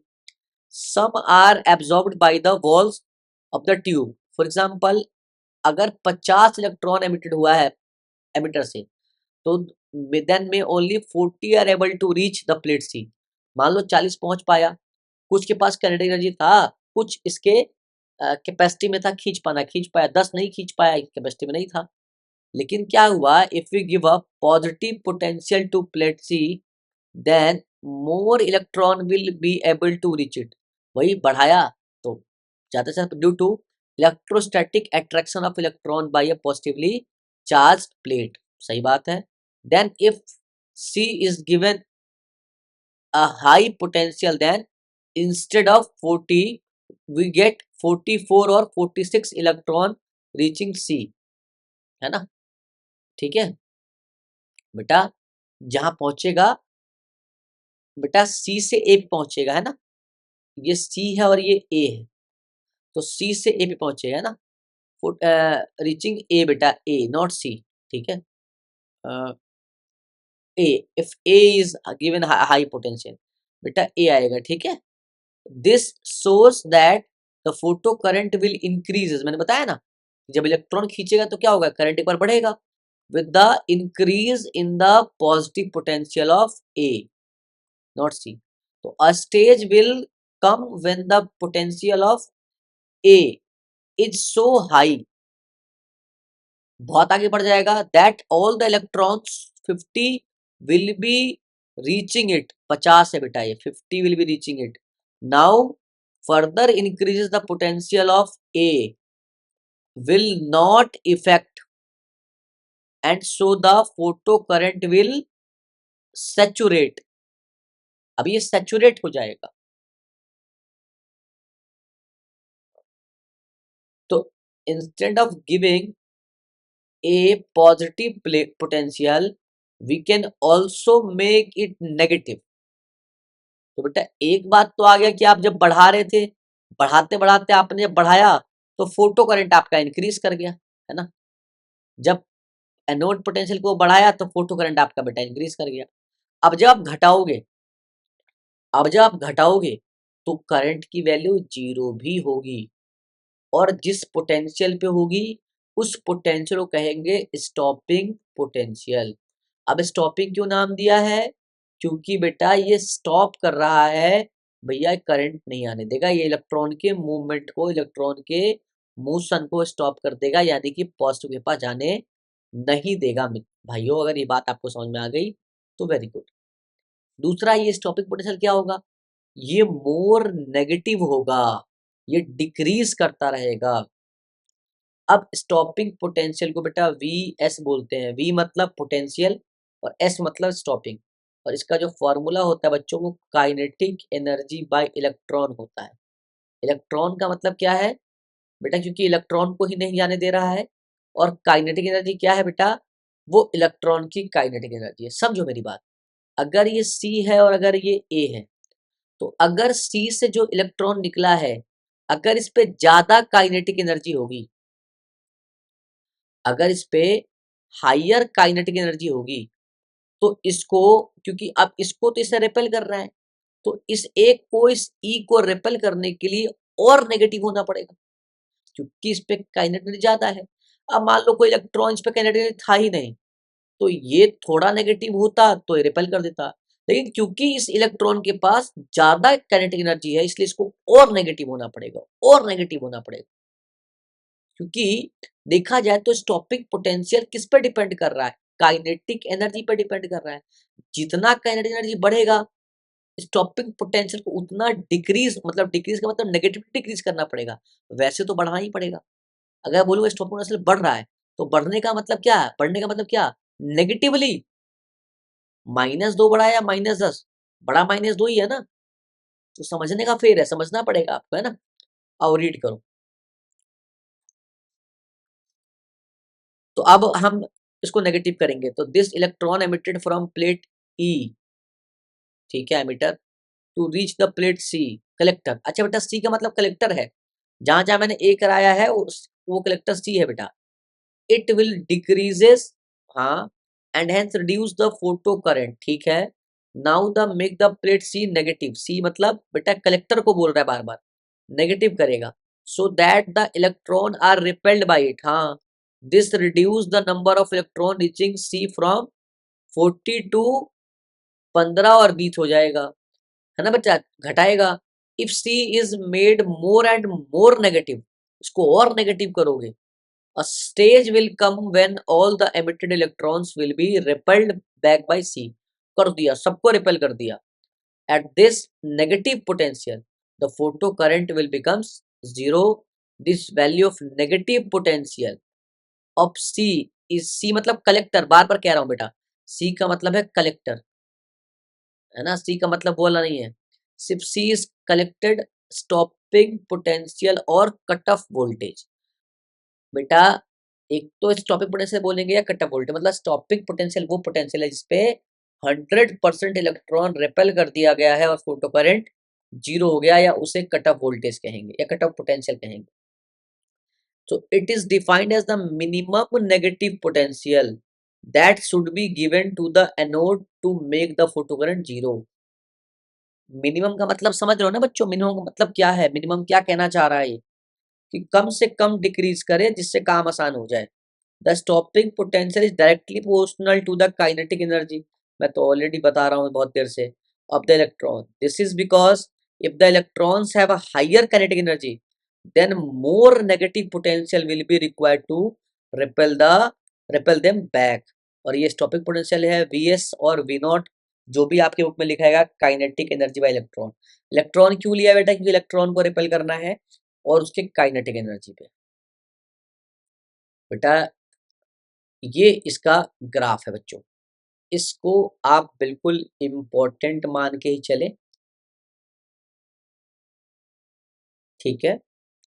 तो देखो बेटा, जब नेगेटिव है, जब देखो ये ओरिजिन है, तो ओरिजिन के राइट साइड में बेटा पॉजिटिव होता है, एनोड पोटेंशियल क्या हो रहा है, इंक्रीज कर रहा है, यानी कि पॉजिटिव है। और लेफ्ट में क्या हो रहा है, रिटार्डिंग पोटेंशियल, यानी कि डिक्रीज कर रहा है, घट रहा है। तो जब इसके लेफ्ट में जाओगे, देखो जब कोई, जब पोटेंशियल नॉर्मल था, तो देखो यहाँ फोटो करंट यहाँ पे था, जैसे से लेफ्ट में जाओगे ये घटेगा, घट रहा है घट रहा है घट रहा है, एक पॉइंट पे जीरो हो गया। जहां पे जीरो होगा उसे कट ऑफ पोटेंशियल कहा, या स्टॉपिंग पोटेंशियल कहा, या स्टॉपिंग पोटेंशियल कहा। लेकिन जब यहाँ आ गया, जब एनोड पोटेंशियल बढ़ा रहे हो, तो बढ़ते बढ़ते बढ़ते बढ़ते बढ़ते बढ़ेगा बढ़ेगा बढ़ेगा, एक समय आ जाएगा वो कांस्टेंट हो जाएगा, और फिर कहेगा सैचुरेशन लेवल आ गया भैया, अब तो भैया इलेक्ट्रॉन ही नहीं बचा, खींचो किसको। तो बेटा ये ग्राफ है। सिमिलरली ये ग्राफ कहेगा अगला, जो effect of anode potential on the photo current for different intensity. बेटा अगर इंटेंसिटी को चेंज कर रहा है तो एनर्जी तो चेंज नहीं हो रहा है, आप समझना, अगर इंटेंसिटी को चेंज कर रहा है तो एनर्जी चेंज नहीं हो रहा, और अगर एनर्जी चेंज नहीं होगा तो काइनेटिक एनर्जी चेंज नहीं होगा। इंटेंसिटी को बड़ा घटा रहा है ना भाई, तो इंटेंसिटी का मतलब तो फोटोन पर यूनिट एरिया है, तो उससे एनर्जी का क्या लेना देना। तो अगर एनर्जी चेंज नहीं हो रहा है तो काइनेटिक एनर्जी चेंज नहीं होगा, और काइनेटिक एनर्जी चेंज नहीं हो रहा है तो स्टॉपिंग पोटेंशियल जो है वो चेंज नहीं होगा। तो मतलब कि इंटेंसिटी को बढ़ाओ या घटाओ, इंटेंसिटी को बढ़ाओ या घटाओ, सवाल यह है कि जो स्टॉपिंग पोटेंशियल है वो सेम रहेगा, मतलब कि Vs सेम रहेगा। अब कहां तक, कहां तक बेटा, एक मिनट जाओ, कहां तक बच्चों, यहां तक। अब यहाँ आप पोटेंशियल बढ़ाओगे तो यहाँ डिफरेंट डिफरेंट इंटेंसिटी के लिए अलग हो जाएगा, ये I1 के लिए हो जाएगा, ये I2 के लिए हो जाएगा, और ये I3 के लिए हो जाएगा। या अगर इसको लिखना चाहे तो ये यूं लाएंगे, इसको भी यूं लाएंगे, और इसको भी यूं लाएंगे, लेकिन स्टॉपिंग पोटेंशियल सबका सेम होगा इस वाले ग्राफ में। क्यों, सब कुछ सेम है, पढ़ोगे सबको समझ मिल जाएगा, ये नोट्स आपको मिल जाएगा। आप देख लीजिएगा, है ना, एनर्जी पे कोई असर नहीं पड़ेगा। ठीक है, मैं एक बार और पढ़ देता हूँ। On increasing the intensity of the light will keeping the energy same. तो बेटा कोई असर नहीं पड़ेगा। तो ग्राफ देखो, स्टॉपिंग पोटेंशियल जो है बेटा वो सेम है वी एस। सबका इंटेंसिटी के हिसाब से फोटो करंट वाले अलग अलग हो गया है, और बेटा जिसका इंटेंसिटी ज़्यादा होगा उस पर करंट ज़्यादा होगा।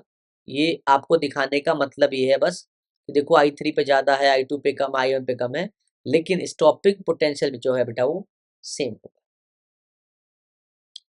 ठीक है, लिखा है the stop potential does not change.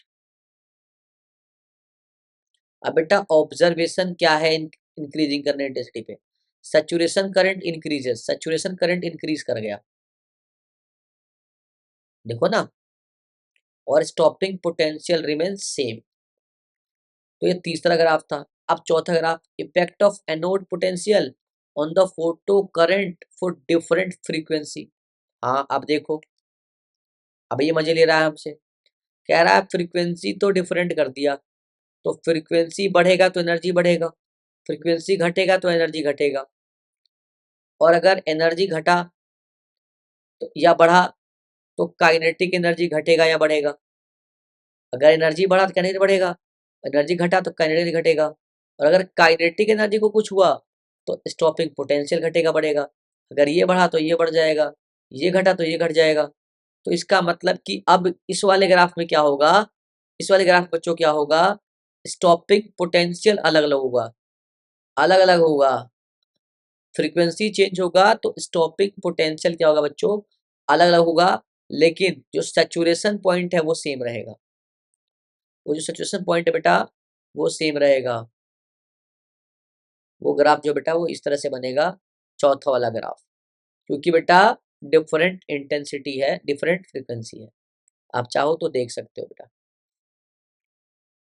है ना, आप चाहो तो बेटा देख सकते हो, ऐसा बनेगा, है ना। फ्रीक्वेंसी तीसरे का बड़ा है, ज़्यादा है तो एनर्जी ज़्यादा होगा तो काइनेटिक एनर्जी ज़्यादा होगा, और जिसके मतलब जिसके पास फ्रीक्वेंसी ज़्यादा होगा वो काइनेटिक एनर्जी ज़्यादा होगा, और काइनेटिक ज़्यादा होगा तो स्टॉप पोटेंशियल ज़्यादा होगा।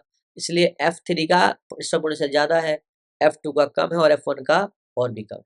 सैचुरेशन करंट तीनों का सेम होगा, है ना, वो आप पढ़ सकते हो। तो ऑब्जर्वेशन में क्या मिलेगा कि इंक्रीजिंग फ्रीक्वेंसी तो सैचुरेशन करंट रिमेन्स सेम, और stop potential becomes more and more negative. देखो ना, मोर नेगेटिव होता जा रहा है। अब जो पांचवा और छठा ग्राफ है बेटा, इसमें आपको स्लोप पढ़ना पड़ेगा, और स्लोप होता है y equals to M X plus C.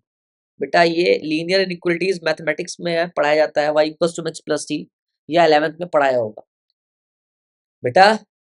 y equals to M X plus C, और जो m होता है बेटा वो tan थीटा के बराबर होता है।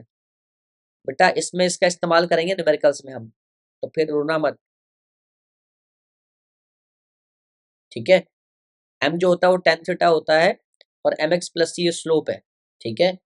और ये क्या होता है, ये इस तरह से बेटा ये दो एक्सिस को काटेगा, इधर से भी, इधर से भी, ऐसे भी और ऐसे भी, कुछ भी कर सकता है ये। अब अगला अगर आप देखो, effect of frequency, frequency note कर लेना, of incident light on the stopping potential. बेटा ग्राफ जब फ्रीक्वेंसी का पूछेगा तो एक बात याद रखना कि आपको थोड़ा समझना है, बच्चों को थोड़ा समझना पड़ेगा कि गुरुजी स्टॉपिंग पोटेंशियल और फ्रीक्वेंसी, मतलब गुरुजी समझ तो आ रहा है, मैंने कैसे, फ्रीक्वेंसी बढ़ाओगे तो एनर्जी बढ़ जाएगा, मैंने कहा एनर्जी बढ़ जाएगा तो काइनेटिक एनर्जी बढ़ जाएगा, मैंने कहा तो स्टॉपिंग पोटेंशियल बढ़ जाएगा, मैंने कहा बिल्कुल सही। फ्रीक्वेंसी घटाओगे तो एनर्जी घटेगा, मैंने कहा तो काइनेटिक एनर्जी घटेगा, मैंने कहा तो स्टॉप पोटेंशियल घटेगा, मैंने कहा। तो फ्रीक्वेंसी और ये तो आपस में डायरेक्ट प्रोपोर्शनल हो गया, मैंने कहा। तो सर ग्राफ बनाना क्या, बना दो, ये सर हो जाएगा आपको स्टॉपिंग पोटेंशियल, और ये हो जाएगा फ्रीक्वेंसी। तो ग्राफ यहां से बना दोगे। अब जैसी ग्राफ यहां से बनाओगे तो तुम्हें 3 नंबर की जगह मिलेगा 0 नंबर।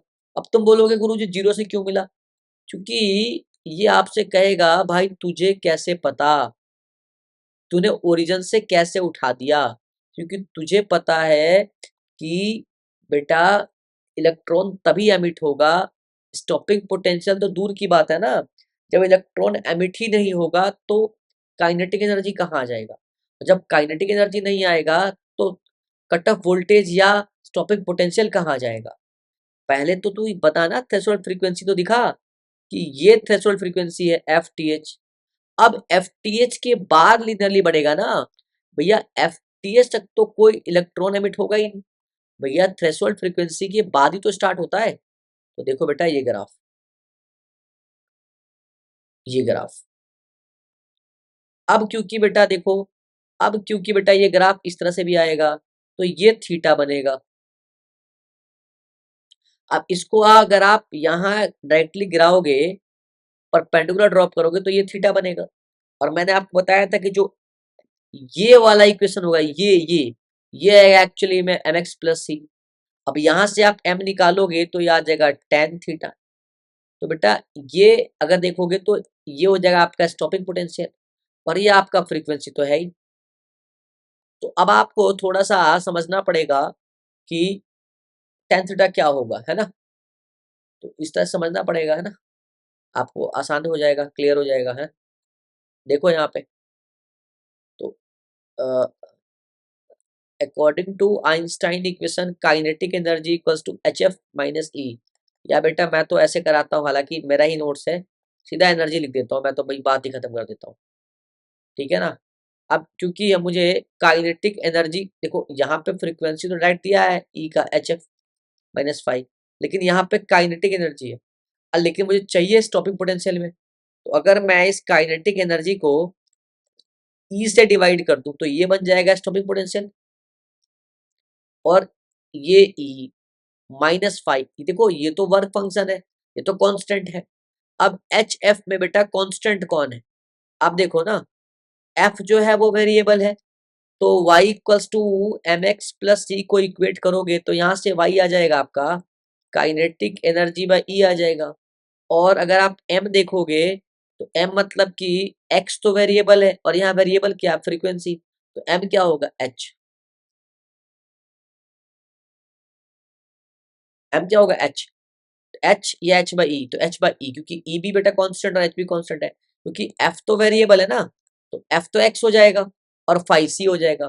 तो काइनेटिक एनर्जी बाई ई हो जाएगा आपको स्टॉपिंग पोटेंशियल vs, तो ये आ जाएगा h बाई ई। तो ये तो इक्वेशन से हो गया। अगर आप ग्राफ से ही बनाओगे तो m आ जाएगा वी एस बाई एफ।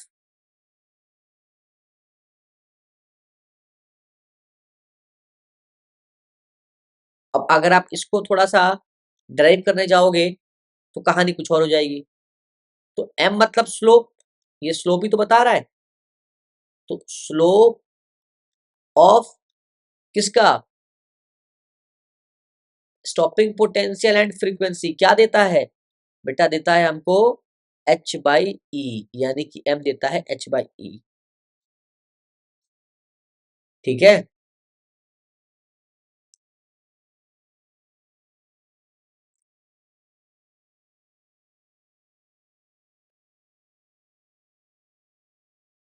बेटा थोड़ा सा रखोगे तो आ जाएगा, स्टॉपिंग पोटेंशियल को यहाँ रखोगे kinetic energy by E, frequency क्या होगा बताओ, एनर्जी इक्वल्स टू क्या होता है बेटा, एच इंटू एफ, तो एफ क्या हो जाएगा, ई बाई एच। और काइनेटिक एनर्जी क्या होता है बेटा, अगर आप थोड़ा सा भी समझ में आएगा तो क्या होता है, ई माइनस का फाइव, तो देखो E minus five constant, constant H ऊपर चला जाएगा, ई नीचे आ जाएगा। भाई काइनेटिक एनर्जी देखोगे तो एनर्जी माइनस में फंक्शन है, तो ये तो वैसे भी कांस्टेंट ही है वैल्यू पूरी, तो देखो ना, ये ऊपर चला जाएगा और इससे ये कट जाएगा और ये आ जाएगा एच बाई ई। बस थोड़ा सा इक्वेट करना पड़ेगा ना, तो यहाँ से भी आ जाएगा। सिमिलरली अगला ग्राफ देखोगे, ये ग्राफ में बेटा स्लोप याद रखना, जब मैं स्टॉपिंग पोटेंशियल का फ्रीक्वेंसी के साथ करूंगा तो अगला और आसान है, क्यों, क्योंकि अगले में कह रहा है कि डायरेक्ट काइनेटिक एनर्जी, फ्रीक्वेंसी का डायरेक्ट काइनेटिक एनर्जी, तो हमको इलेक्ट्रॉन से डिवाइड करने की आवश्यकता ही नहीं है, सिंपल जो स्लोप आ जाएगा वो आ जाएगा प्लैंक्स कांस्टेंट के बराबर, यानी कि एच के बराबर। देखो ना, kinetic energy equals to energy minus work function. अब एनर्जी क्या है, H इंटू एफ माइनस का एफ और काइनेटिक एनर्जी। तो देखो ना, अगर ये वाई है और ये एम एक्स प्लस सी है तो एम क्या आ जाएगा, एम तो आपका एच ही आ जाएगा ना बच्चों। आप इसको पढ़ोगे तो समझ में आ जाएगा। लास्ट वाला देखो आप देखो तो आपका स्लोप जो है वो तो एच के बराबर ही आ जाएगा। ये सब कुछ नहीं, काइनेटिक एनर्जी का रिलेशन है एनर्जी के साथ। ठीक है, आप रीड कर लेना। फिर बेटा law of photo electric emission है। इसमें एक, दो, तीन और चार, ये चार है तो आपको चार समझ में आ जाएगा। इन जो हमने छह ग्राफ पढ़े, छह को कंबाइन कर दिया। पहला बोला है for a given metal and frequency above the threshold frequency. कोई भी मेटल का फ्रीक्वेंसी दिया है तो वो हमेशा थ्रेशोल्ड फ्रीक्वेंसी से ऊपर ही होगा। The photo current is directly proportional to the intensity of the incident light. ये तो पता है ना बच्चा, जो जो ग्राफ में आपने पढ़ा है बच्चों, ये ग्राफ ही है और कुछ नहीं है। ये ग्राफ ही पूछा है और कुछ नहीं पूछा। अब इसे रीड कर लोगे आपको समझ में आ जाएगा। स्टॉपिंग पोटेंशियल जो है वो इंडिपेंडेंट होता है इंटेंसिटी का। ये आपने पढ़ा ना ग्राफ, ग्राफ थर्ड में पढ़ा कि नहीं पढ़ा? पढ़ा ही होगा, है नहीं? फोर्थ में भी चीज आपको समझ में आई। फिर फ्रीक्वेंसी जो है वो, ठीक है, ये देखना पड़ेगा आपको है ना सब पोटेंशियल के साथ। फिर photo electric process is an instantaneous process. हाँ बेटा, फोटोन गिरा, इलेक्ट्रॉन बाहर, बहुत इंस्टेंटेनियस होता है। When a photon falls on a metal it takes less than even 1 nanosecond of the electron to come out even if the intensity is low. तो बेटा ये law of photo electric emission है। अगर ये पूछ लिया या इसे बोल दिया salient features of photo electric effect, तो बेटा दो तीन चार पॉइंट लिख दोगे। अब बेटा कुछ कुछ फेलियर है वेव थ्योरी के, कि क्यों एक्सप्लेन नहीं कर पाया वेव फोटो इलेक्ट्रिक इफेक्ट को, वेव थ्योरी क्यों नहीं एक्सप्लेन कर पाया। पहला पॉइंट कहता है wave theory could not explain why the stopping potential does not change on increasing intensity. क्योंकि वेव थ्योरी के अकॉर्डिंग जो एनर्जी है वो डायरेक्टली प्रोपोर्शनल टू इंटेंसिटी होती है। अब वहां ऐसा नहीं था, क्योंकि फोटो इलेक्ट्रिक इफेक्ट में ऐसा नहीं था, तो इसलिए फेल हो गया। वेव थ्योरी इसलिए फेल हो गया, फोटो इलेक्ट्रिक एक्सपेरिमेंट को प्रूफ नहीं कर पाया। आप चाहो तो पढ़ सकते हो कि according to wave theory if of light the energy of light depends upon the intensity. So increase करोगे इंटेंसिटी को तो एनर्जी बढ़ जाएगा। पर ये फोटो इलेक्ट्रिक में हैपन नहीं हुआ। Energy of light depend on intensity then increase in the intensity, फिर काइनेटिक एनर्जी बढ़ जाएगी, फिर वो चीज़ें खराब हो जाएंगी। तो stopping potential does not change. फिर दूसरा कि बेटा यहाँ कोई मिनिमम फ्रीक्वेंसी या फिर थ्रेशोल्ड फ्रीक्वेंसी का कोई यहाँ कॉन्सेप्ट नहीं है। यहाँ कोई भी फ्रीक्वेंसी गिरे और फोटोन इलेक्ट्रॉन एमिट करा देता था। यहाँ के अकॉर्डिंग कि कुछ भी फ्रीक्वेंसी हो, बस इंटेंस बीम गिरा किसी उस पे तो फिर वहाँ से इलेक्ट्रॉन एमिशन हो जाता था। तो ये बात तो बेटा फॉल्स निकली ना, दोनों बातें फॉल्स निकली। तो इसलिए बेटा इसको वेव थ्योरी एक्सप्लेन करने में सक्षम नहीं हो पाई। ठीक है, ये ना बता पाया कि इंस्टेंटेनियस प्रोसेस है ना, ये इंस्टेंटेनियस प्रोसेस है, ये भी नहीं बता पाया ये।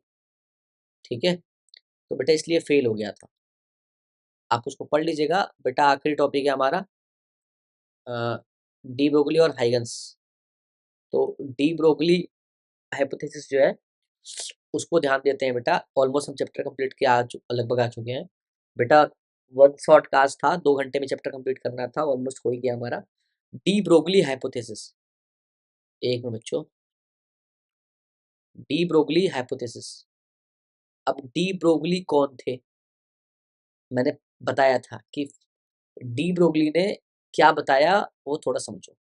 उन्होंने कहा if light has dual nature, मैंने बताया था डुअल नेचर होता है लाइट का, जिसे dual nature of matter radiation कहा।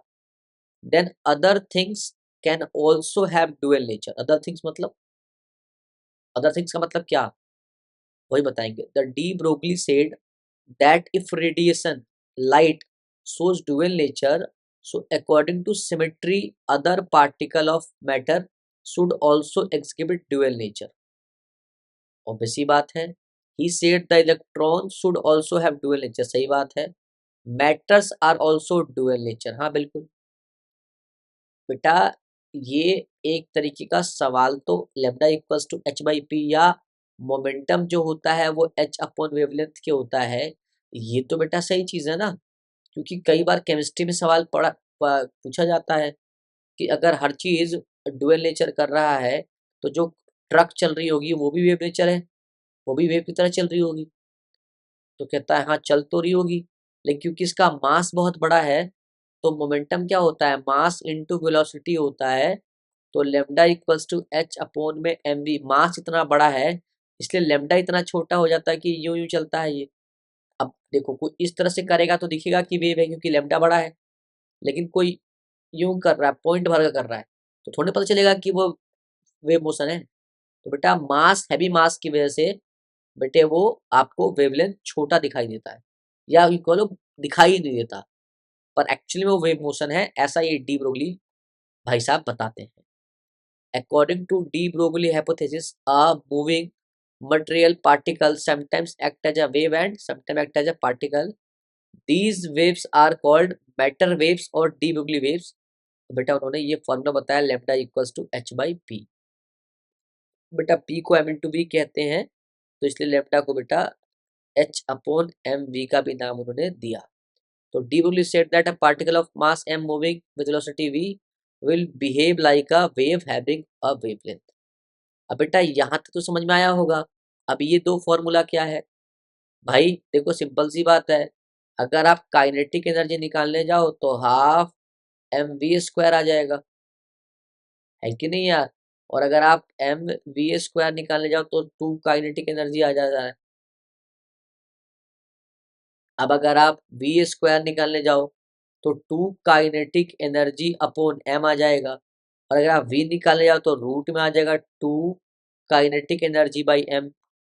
और इसी वी को उठा के अगर आप यहाँ पुट करो तो मैं थोड़ा सफ़ेद पेन का भी यूज़ कर लेता हूँ, तो लेमडा क्या हो जाएगा h upon m as it is.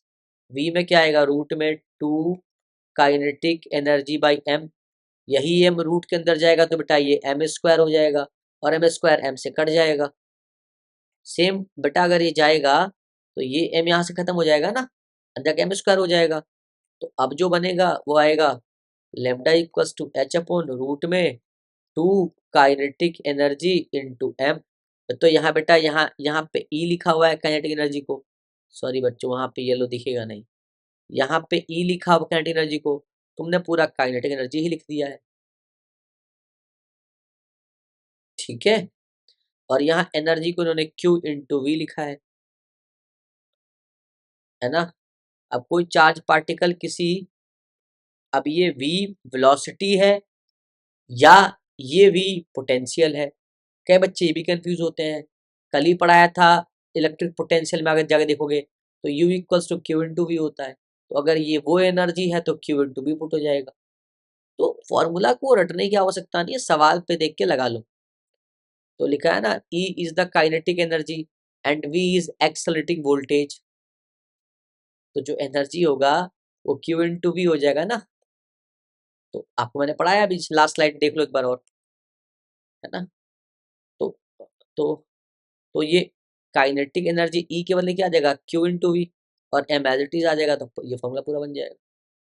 तो अब डिपेंड करता है बेटा, इस पे ये फॉर्मूला यूज करके मैग्नेटिज्म का सवाल करा सकता है आपसे वो, मैं मजाक नहीं कर रहा हूँ। तो इस चैप्टर में तो है ही, वहां भी काम आएगा। बाकी बेटा हेजनबर्ग्स अनसर्टेन प्रिंसिपल, ये तो एक ही बात होगी बेटा, एक टाइम पे या तो पोजीशन बताओगे या मोमेंटम बताओगे, वो यही कहेगा।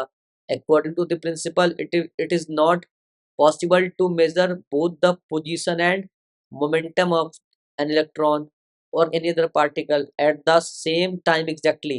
There is always some uncertainty delta x position में in the specification of position and some uncertainty यानी delta p in the specification of momentum. This product of delta x and delta p is of the order of h upon 2 pi। अब बेटे वो इस तरह से graph बनाया उन्होंने, तो डेल्टा एक्स और डेल्टा पी का जो प्रोडक्ट होता है वो ग्रेटर देन या इक्वल टू होता है एच अपॉन, यहाँ पे लिखा है 4 पाई। बेटा इसका भी एक अपना मतलब है, जब बेटा मैं एटम कराऊंगा ना तो एटम में मैं थोड़ा सा और बताऊंगा इसके बारे में। फिलहाल स्टेटमेंट ही आएगा टेस्ट में